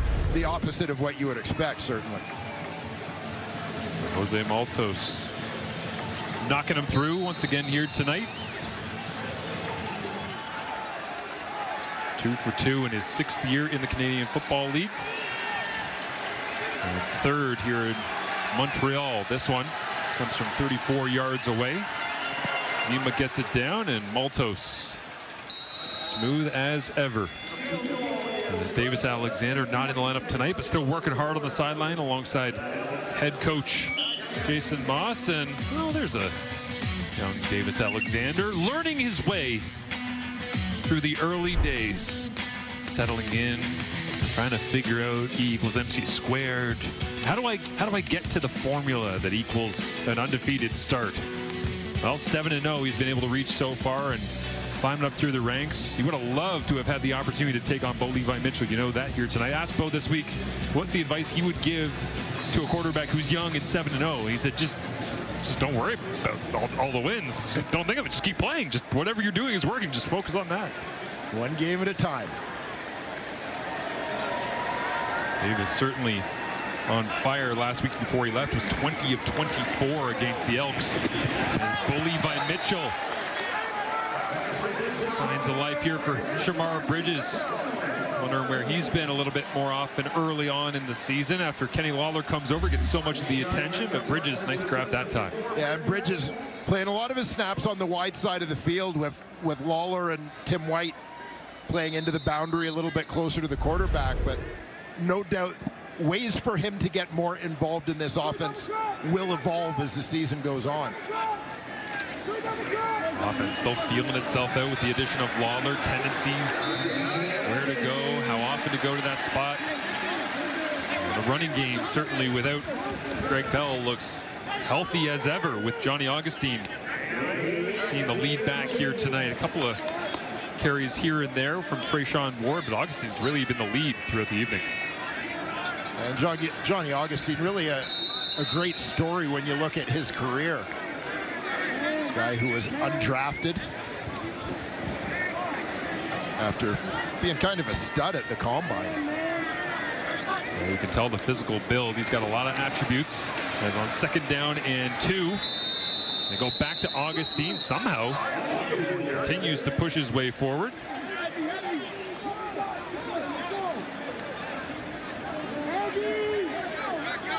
Ball popped out at the end after they had whistled the play dead. And we'll see where they spot it. First down, Hamilton. Yeah, I said earlier Johnny was from Niagara Falls.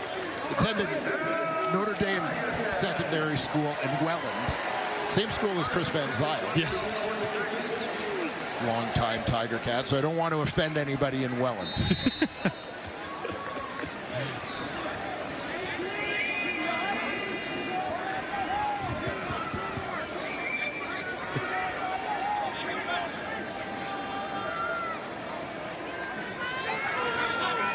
White sprints out wide. They'll go with a quick screen to him. Both throws it behind as the turn and grab it, and Burns got popped out of bounds. Keandre Smith, what a block out in front. Also, good job by Colton Woodmansey getting out down the field. A couple of Guelph guys helping out that time between Smith and Woodmansey, trying to free up Smith. Yes, sir. Johnny Augustine, another former Griffin, chipping in on the drive. Keandre working downfield.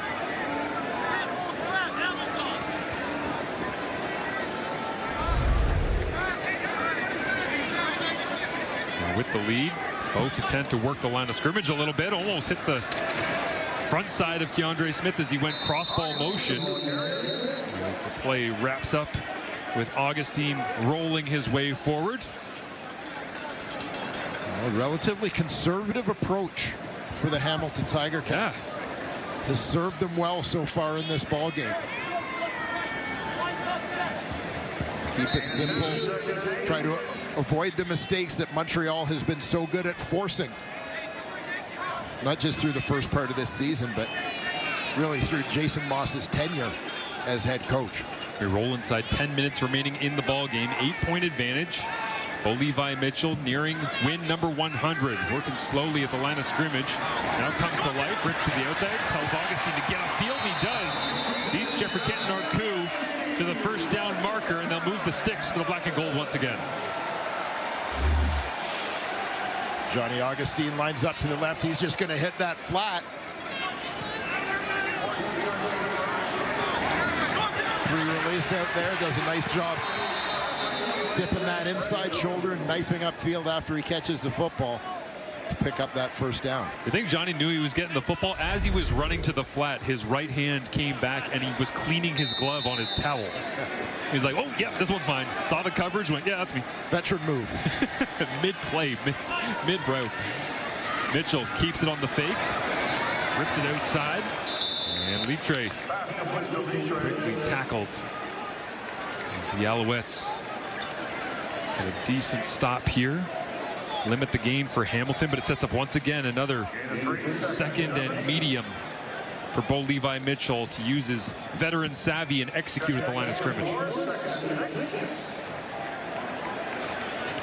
Tiger-Cats looking to turn this into a two-possession ball game.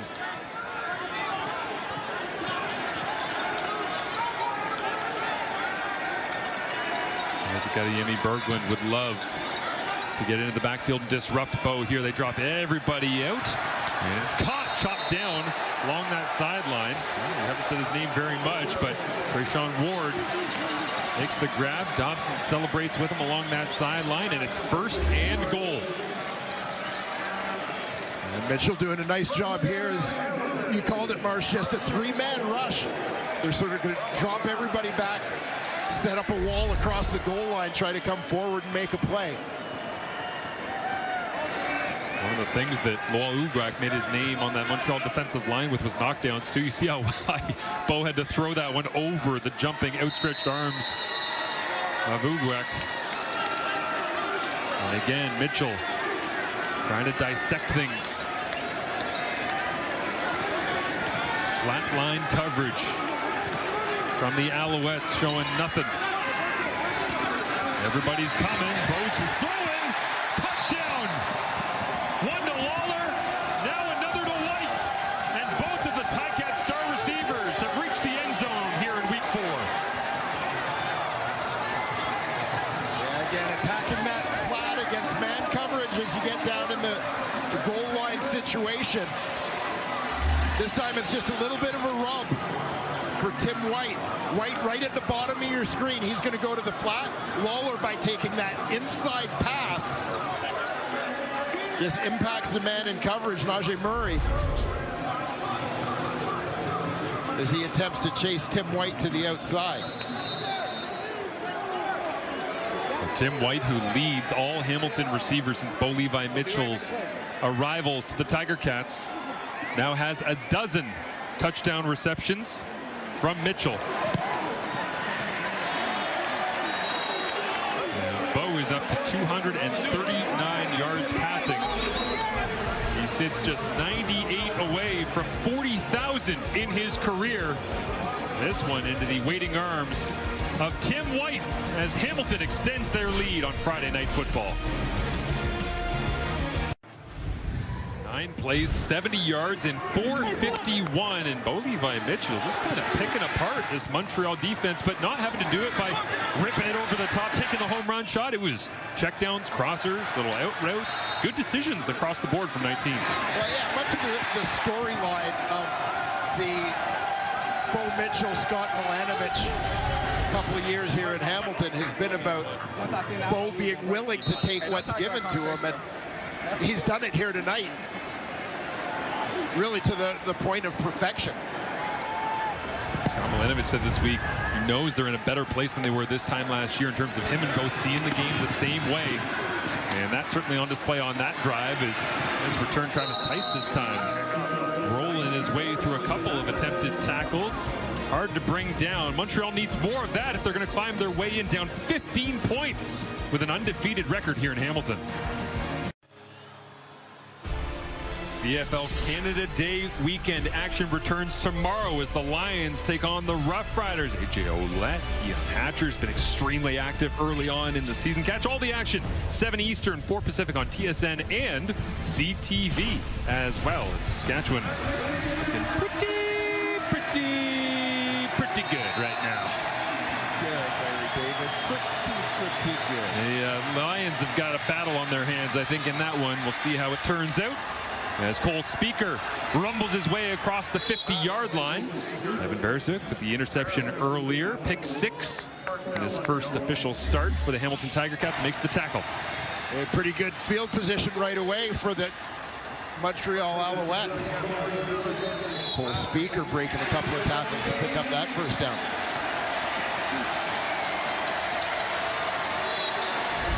Beresuk impressive, chasing it down from the backside, but good chunk that time for the Alouettes passing attack as Bethel Thompson stands in strong arm. He just flat-footed that one all the way to the wide side. Tyson Philpott waiting for it out there and able to beat coverage. Philpott knifes his way. Looks like for a gain of 8 yards on the play. 2nd down and 2. Playbook wide open here in Hamilton territory. And here we'll get a look at that throw you were talking about. 65 yards wide is the Canadian field. Bethel Thompson muscles that one all the way out to the sideline. Gotta love staring it down to the slot back and then just rip it as far as you can out to the sideline. This time he'll look over the middle, running through coverage. Cole Speaker makes the grab. Katsantonis did everything he could to pop it loose, but Speaker onto his feet, and Davis Alexander loves it watching on. Yeah, we'll get a good look here at McLeod Bethel Thompson just waiting for the window to open up to throw this ball. Cole Speaker's going to come from the left side of your screen. Let him pass that defender right between the linebackers down the middle of the field. Nice timing play between quarterback and receiver. Alouettes net offense first in the CFL at 406 yards per game so far this season through their 3 victories. Right now sitting at 212 yards, much less, but doesn't matter if they get into the end zone. Taking a shot here, outside hand, Charleston Rambo couldn't hang on to it, incomplete. 2nd and 10. Yeah, Bethel Thompson standing in with the pocket closing around him, looking to take that shot. Alouettes with a nice response drive thus far. Trailing by 15. The clock working against them a little bit here right now. You know, Jason Moss and Anthony Calvillo will stay aggressive against a four-man rush. Bethel Thompson, pressure on, somehow spins away from it, gets popped as he throws into traffic. Incomplete. And McLeod gave his body up on that one to try and make the throw as he pops up onto his feet. Great escape here by MBT with the reverse pivot out of trouble here.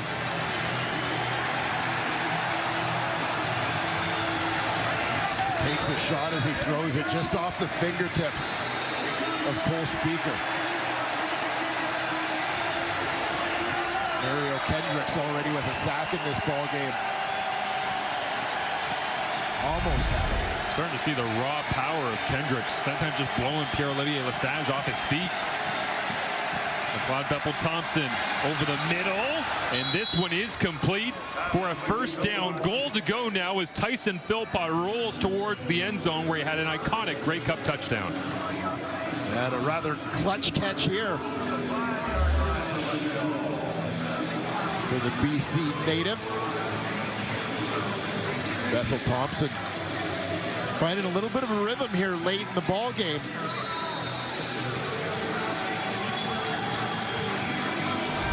Again, precision throw there from the veteran QB. Simple concept, terribly difficult throw. Bethel Thompson makes it look simple. Earns a first and goal. They'll roll the pocket all the way to the right. MBT hit as he throws, pops it up in the air. Incomplete. Didn't like what he saw on the front side moving to his right. Made that dangerous throw across his body. Looked like it was intended for Charleston Rambo coming from the backside. You see all the flow here is to the right. Can't get a receiver open. Rambo is kind of the trailer coming all the way from the backside. Philpott splits out to the top. Rambo to the bottom. They'll flip and flop the slot backs here. As Bethel Thompson with seven-man protection rips it up for Cole Speaker. Touchdown Alouettes. Some momentum with 4:10 remaining.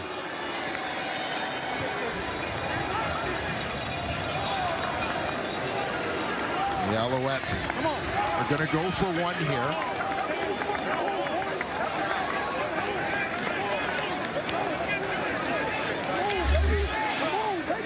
This has become one of those philosophical debate questions, right? Scoring a touchdown after trailing by 15. You go for one first, you go for two first. They're going to go for the kick with Maltos.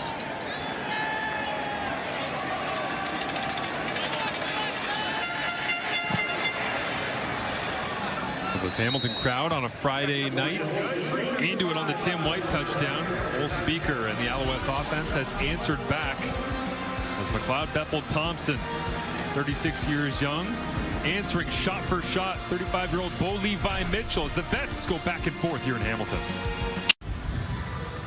What an answer from the Montreal Alouettes, orchestrated by McLeod Bethel Thompson, who, just like Bo Levi Mitchell a drive ago, just good decision after good decision, arm strength, accuracy, and found a way. Yeah, a lot of Tyson Philpott and Cole Speaker going to work on that drive. Multiple catches from each of those guys. Fittingly, it's Speaker. Fake to the corner, back to the post. Touchdown. Speaker thinks they're getting the football back soon, keeping those legs nice and warm. Also probably trying to work a little bit of the lactic acid out because it is a steamy one here in the Hammer. As we head late into the fourth quarter, trying to avoid any cramping. But these legs fresh as ever. As Isaiah Wooden Sr. rolls his way across the 40-yard line. Bo Levi Mitchell returns. So you talked about philosophical question of, do you go for two? Do you take the single at the Montreal touchdown? This is the first time this season we've seen the Hamilton Tiger-Cats with a lead late in the ball game. How aggressive are you? How do you manage the huddle, the ball at the line of scrimmage? A lot of things we haven't seen so far. Yeah, veteran quarterback in Bo Levi Mitchell. You trust the clock management. Obviously want to eat up as much time as they can here. We'll begin with a throw. Off play action, Tim White. Makes his way forward. Looks like a gain of 8. 2nd down and 2 coming up. But a one-score game, 3.5 minutes to go. Plenty of time in the world of Canadian football. There's timeout, Montreal. A line that has please reset the game clock to 3:02. Always stuck with me going back to Mark Trestman, such a great coach in this league. His first year, one of the things that Mark used to talk about all the time, how hard it is to finish games, to close games out. 46 has a higher team winning percentage than Moss. It's Dave Ritchie. And Moss is currently higher than Don Matthews in his time in Montreal as well. You see that entire Alouettes 12-man defense staring at the sideline for the signal from Noel Thorpe. Would love for them to find a way to get a turnover and give their offense another possession here as soon as possible. On 2nd and 2, going nowhere. Sean Oakman at the bottom there next to Darnell Sankey. Yeah, that to me was a big 2nd down play. Hamilton did a great job to put themselves in a favorable position. The 8 yards they gained on 1st. The Montreal defensive line. Wall Uguak slashing down. Didn't get a tackle for loss, but certainly changed the direction of that play for the Hamilton Tiger-Cats. And the offense stays on right now as they eye this one down. And how brave does Hamilton want to be? Scott Milanovich with a decision to make, as we've hit the 3-minute warning here on Friday Night Football. Well, Hamilton with a big 3rd down decision to make. As of right now, the offense still on the field. They have reported an extra offensive lineman. And so Scott Milanovich believes they can go and get this a yard off the ball. Certainly be a talking point if Montreal gains possession on Hamilton's side of midfield inside the 3-minute warning. Well, Montreal with a big 3rd down stop in similar territory on the opening possession of the ball game. Their short yardage defense has been very good to open this 25 season. Alouettes line up a yard off the ball into Litre under center, and a flag comes up on the snap, and with somebody off.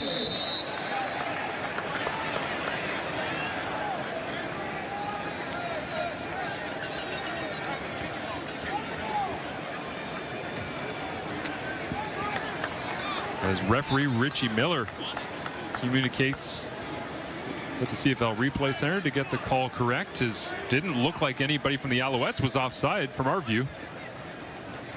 Is this against Hamilton? Offside.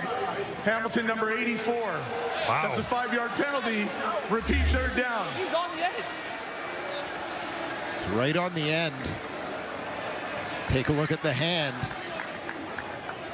The tight end, Giovanni Robinson. Just a little too far forward. Oh, that's a game changer, no doubt. They just picked up a 1st down, and you called it, Dwayne. Shot right down the line from our tremendous CFL and TSN crew. Fans don't like it, but and looked like it was ahead of the football. And Milanovich going for a walk down the sideline. Doesn't pull out challenge flag or anything to change the result, though. So Nick Constantino hammers this one down, basically to the 10-yard line. Now Letcher gets chased down as he's driven backwards. What a great job by the special teams unit of the Tiger-Cats. Tyler Turnowski, what a play, a big special teams play, and now the Hamilton defense needs some big plays down the stretch as well. Luke, what are you seeing? Marshall, you just said it, and I think it's fitting that Hamilton's defense is going to be the key right now to finishing this game off. Is really, they've done it all so far. They've held a great offense. Granted, the Alouettes starting quarterback isn't playing, but they've done a tremendous job. They've created turnovers. This was early in the game. The high point this fall, it's unbelievable. We've gotten pressure, couple sacks here, and again, it's been ferocious. They've been in McLeod's face all day. They've really stopped the run, which has been nice. And then again, back to the pride of Windsor, Ontario. Little tip, we got 7 points. You're up 8, your defense scores 7, and you've only given up 17 points against a Jason Mosslow. Oh, and here we go. And a wild here we go. Play into the end zone. Hamilton's on it.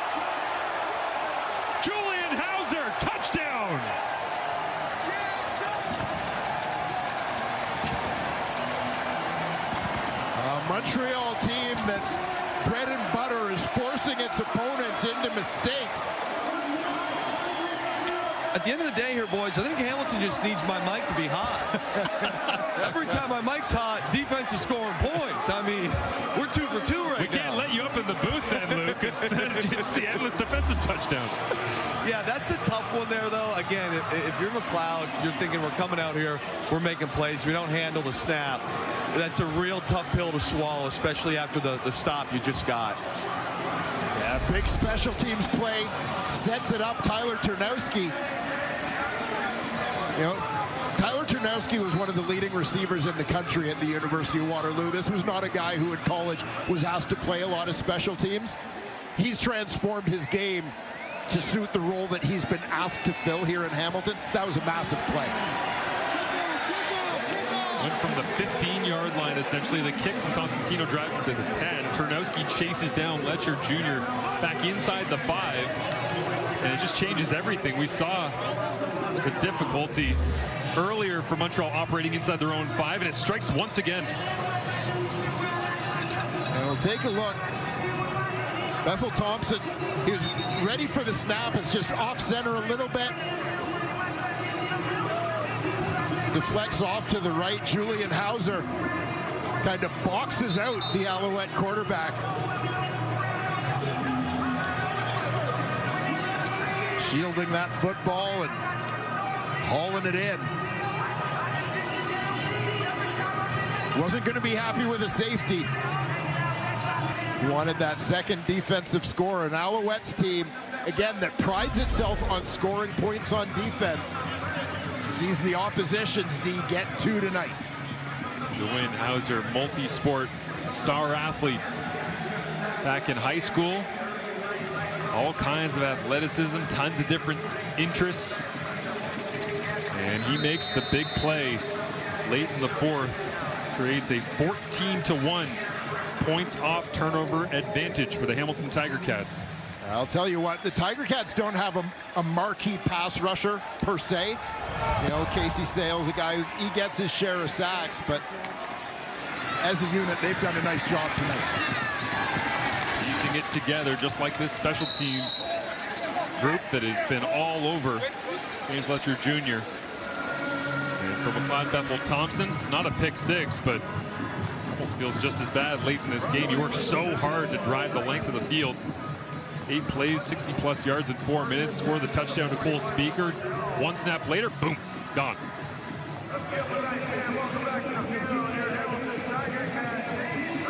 Now they find themselves in the same position they were in about 5 minutes ago, with 5 less minutes to get the job done. Well, 2:15 away from Hamilton's first victory at home in June since 2019. This one goes to Regis Sibasu. Berzuk right there to bring him down once again, showing off the sideline to sideline speed. And Bo Levi Mitchell starting to think about celebrating win number 100. Fastest to ever do it in the Canadian Football League as a quarterback. For a little help from his defense. Try and close this one out.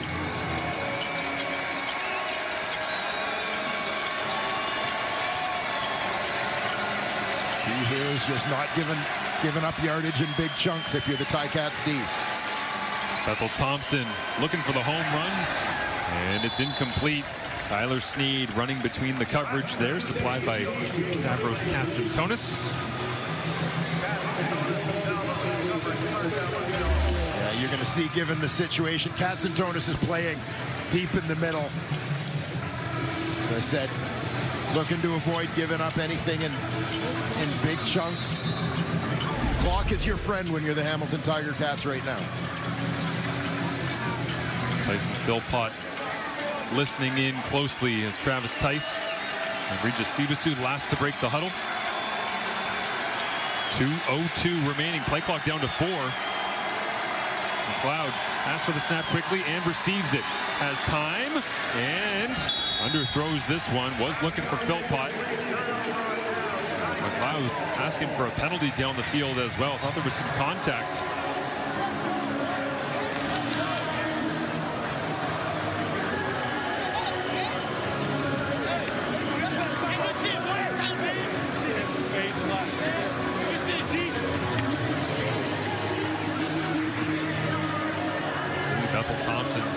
frustrated going to the sideline, and Jason Moss, without having seen it, rips the challenge flag out. Only needed one look with his own eyes, it appears.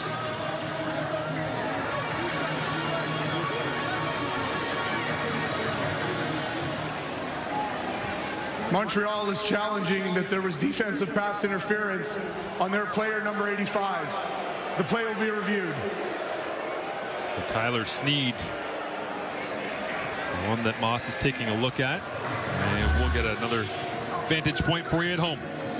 Yeah, keep an eye on Ray Wilborn, the weak side linebacker. Tyler Sneed's coming out of the slot here. And Wilborn's playing that inside leverage, trying to wall him off. And Sneed tries to make that break back to the inside. Whole lot of nothing there, no? I would say, especially given where the ball was thrown as well. Thrown to the outside, the receiver's breaking inside.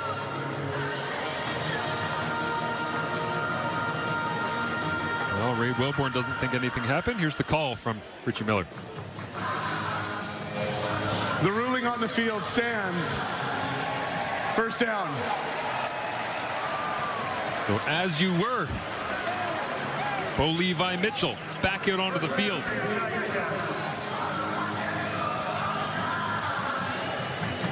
And a chance to close this one out, perhaps with the ball in his hand.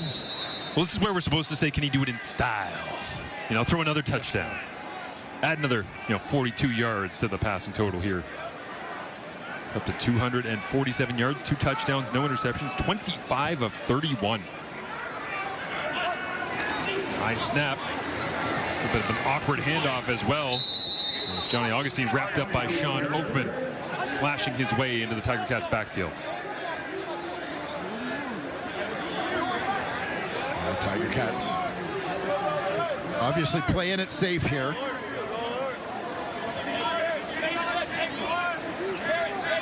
Johnny Augustine's had himself a nice night carrying and catching the football for the Tiger-Cats. I think he's a guy who really has been a bit of a catalyst in this ball game, sparked them on an offensive drive that resulted in a touchdown late in the first half. They're back into the belly of their running back. Bo, 300 yards in each of the 2 losses Hamilton had. Oh, now a late flag comes out as Sankey is going to give up some free yardage here, it looks like.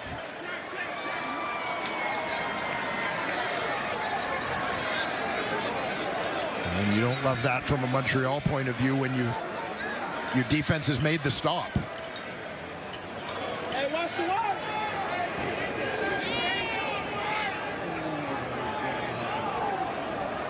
Saw a Tiger-Cat's body go flying. I'm not sure if it was theatrics or Sankey really caught him.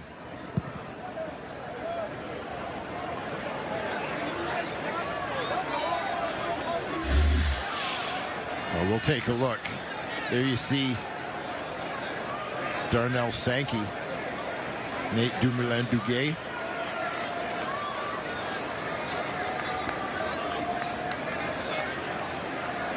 Put his hands on him, but I'm not sure it was. Yeah, there you see the 2 of them having a bit of a wrestling match. Bang! Gotta love the eyes of Isaac Adeyemi-Berglund with all that paint on his face. He turns around, you can tell he's going, Darnell, you didn't. Did you? There are 2 penalties on the play. Unnecessary roughness, Montreal number 1. And an objectionable conduct, Hamilton number 61. Second down. A diving call on an offensive lineman. That's a hard one to live down. Yeah, I think he may be buying chicken wings. Correction, it's a first down. Chicken wings for the O-line room on rundown day.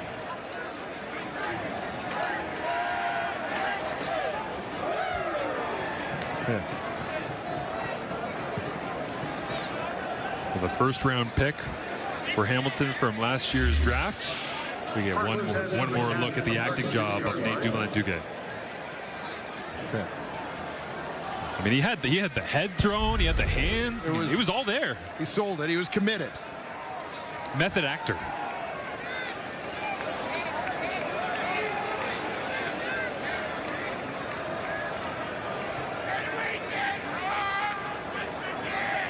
A minute 33 remaining. 32-17. Storms that were in the forecast held off for the Hamilton Tiger-Cats to put up 32 points against the Montreal Alouettes.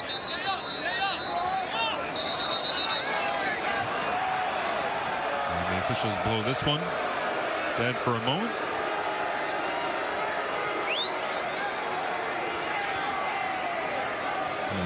Look like they're trying to sort out the spot down there, perhaps.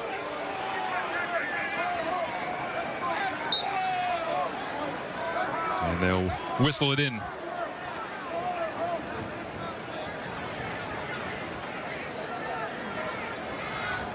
Well, Levi Mitchell ready to move to 8-6 career against the Montreal Alouettes. There's a handoff here.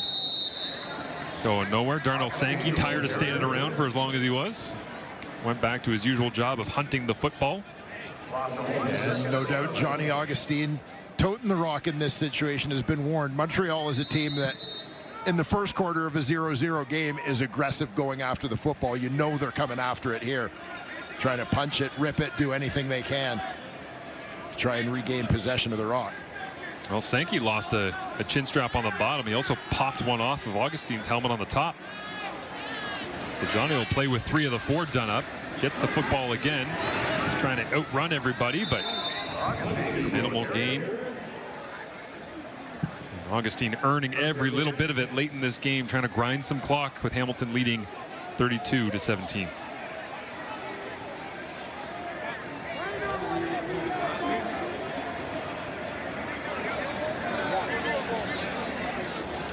So despite having possession on the 34-yard line, and it will be Mark Leggio on to attempt the field goal. Trying to continue his streak at 22 straight right now, had 15 straight makes to end 2024. He's got 7 straight going here in 2025.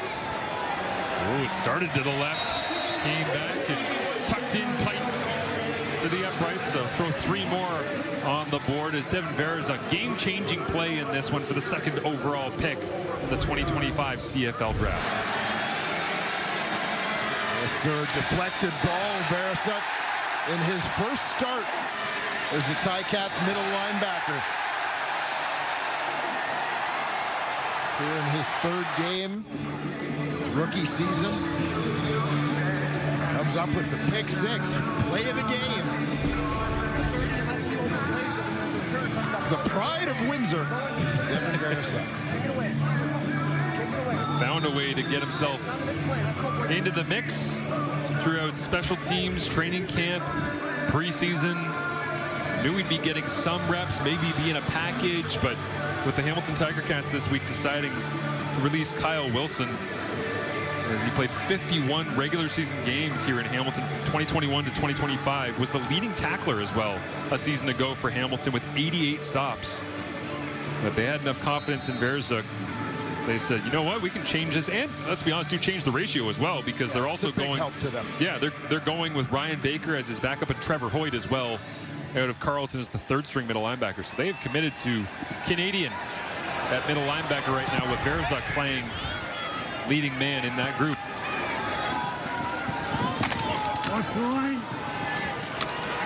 Return from Travis Tice, who they've been kicking it to all night long. And a flag up on this play as well, as Verasuk not only starting middle linebacker, but also still down covering kicks late in the game. And here he is. During the return, holding Running down Montreal on number teams. 24.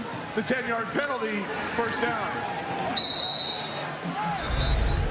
You can run as much as you want in the offseason, but those are some heavy legs on a 35-degree Hamilton day after you've been playing middle linebacker against the Alouettes. Well, and this is it, and especially for Verasuk, you know, the pace, obviously, of the CFL game when you haven't been starting, when you've been playing special teams. You know, he's still working his way into game shape a little bit in that regard. The East Division standings there. Montreal still at the helm, 3-1. As Toronto and Ottawa We'll wrap things up here on week number 4. Coming up on Sunday is this one incomplete.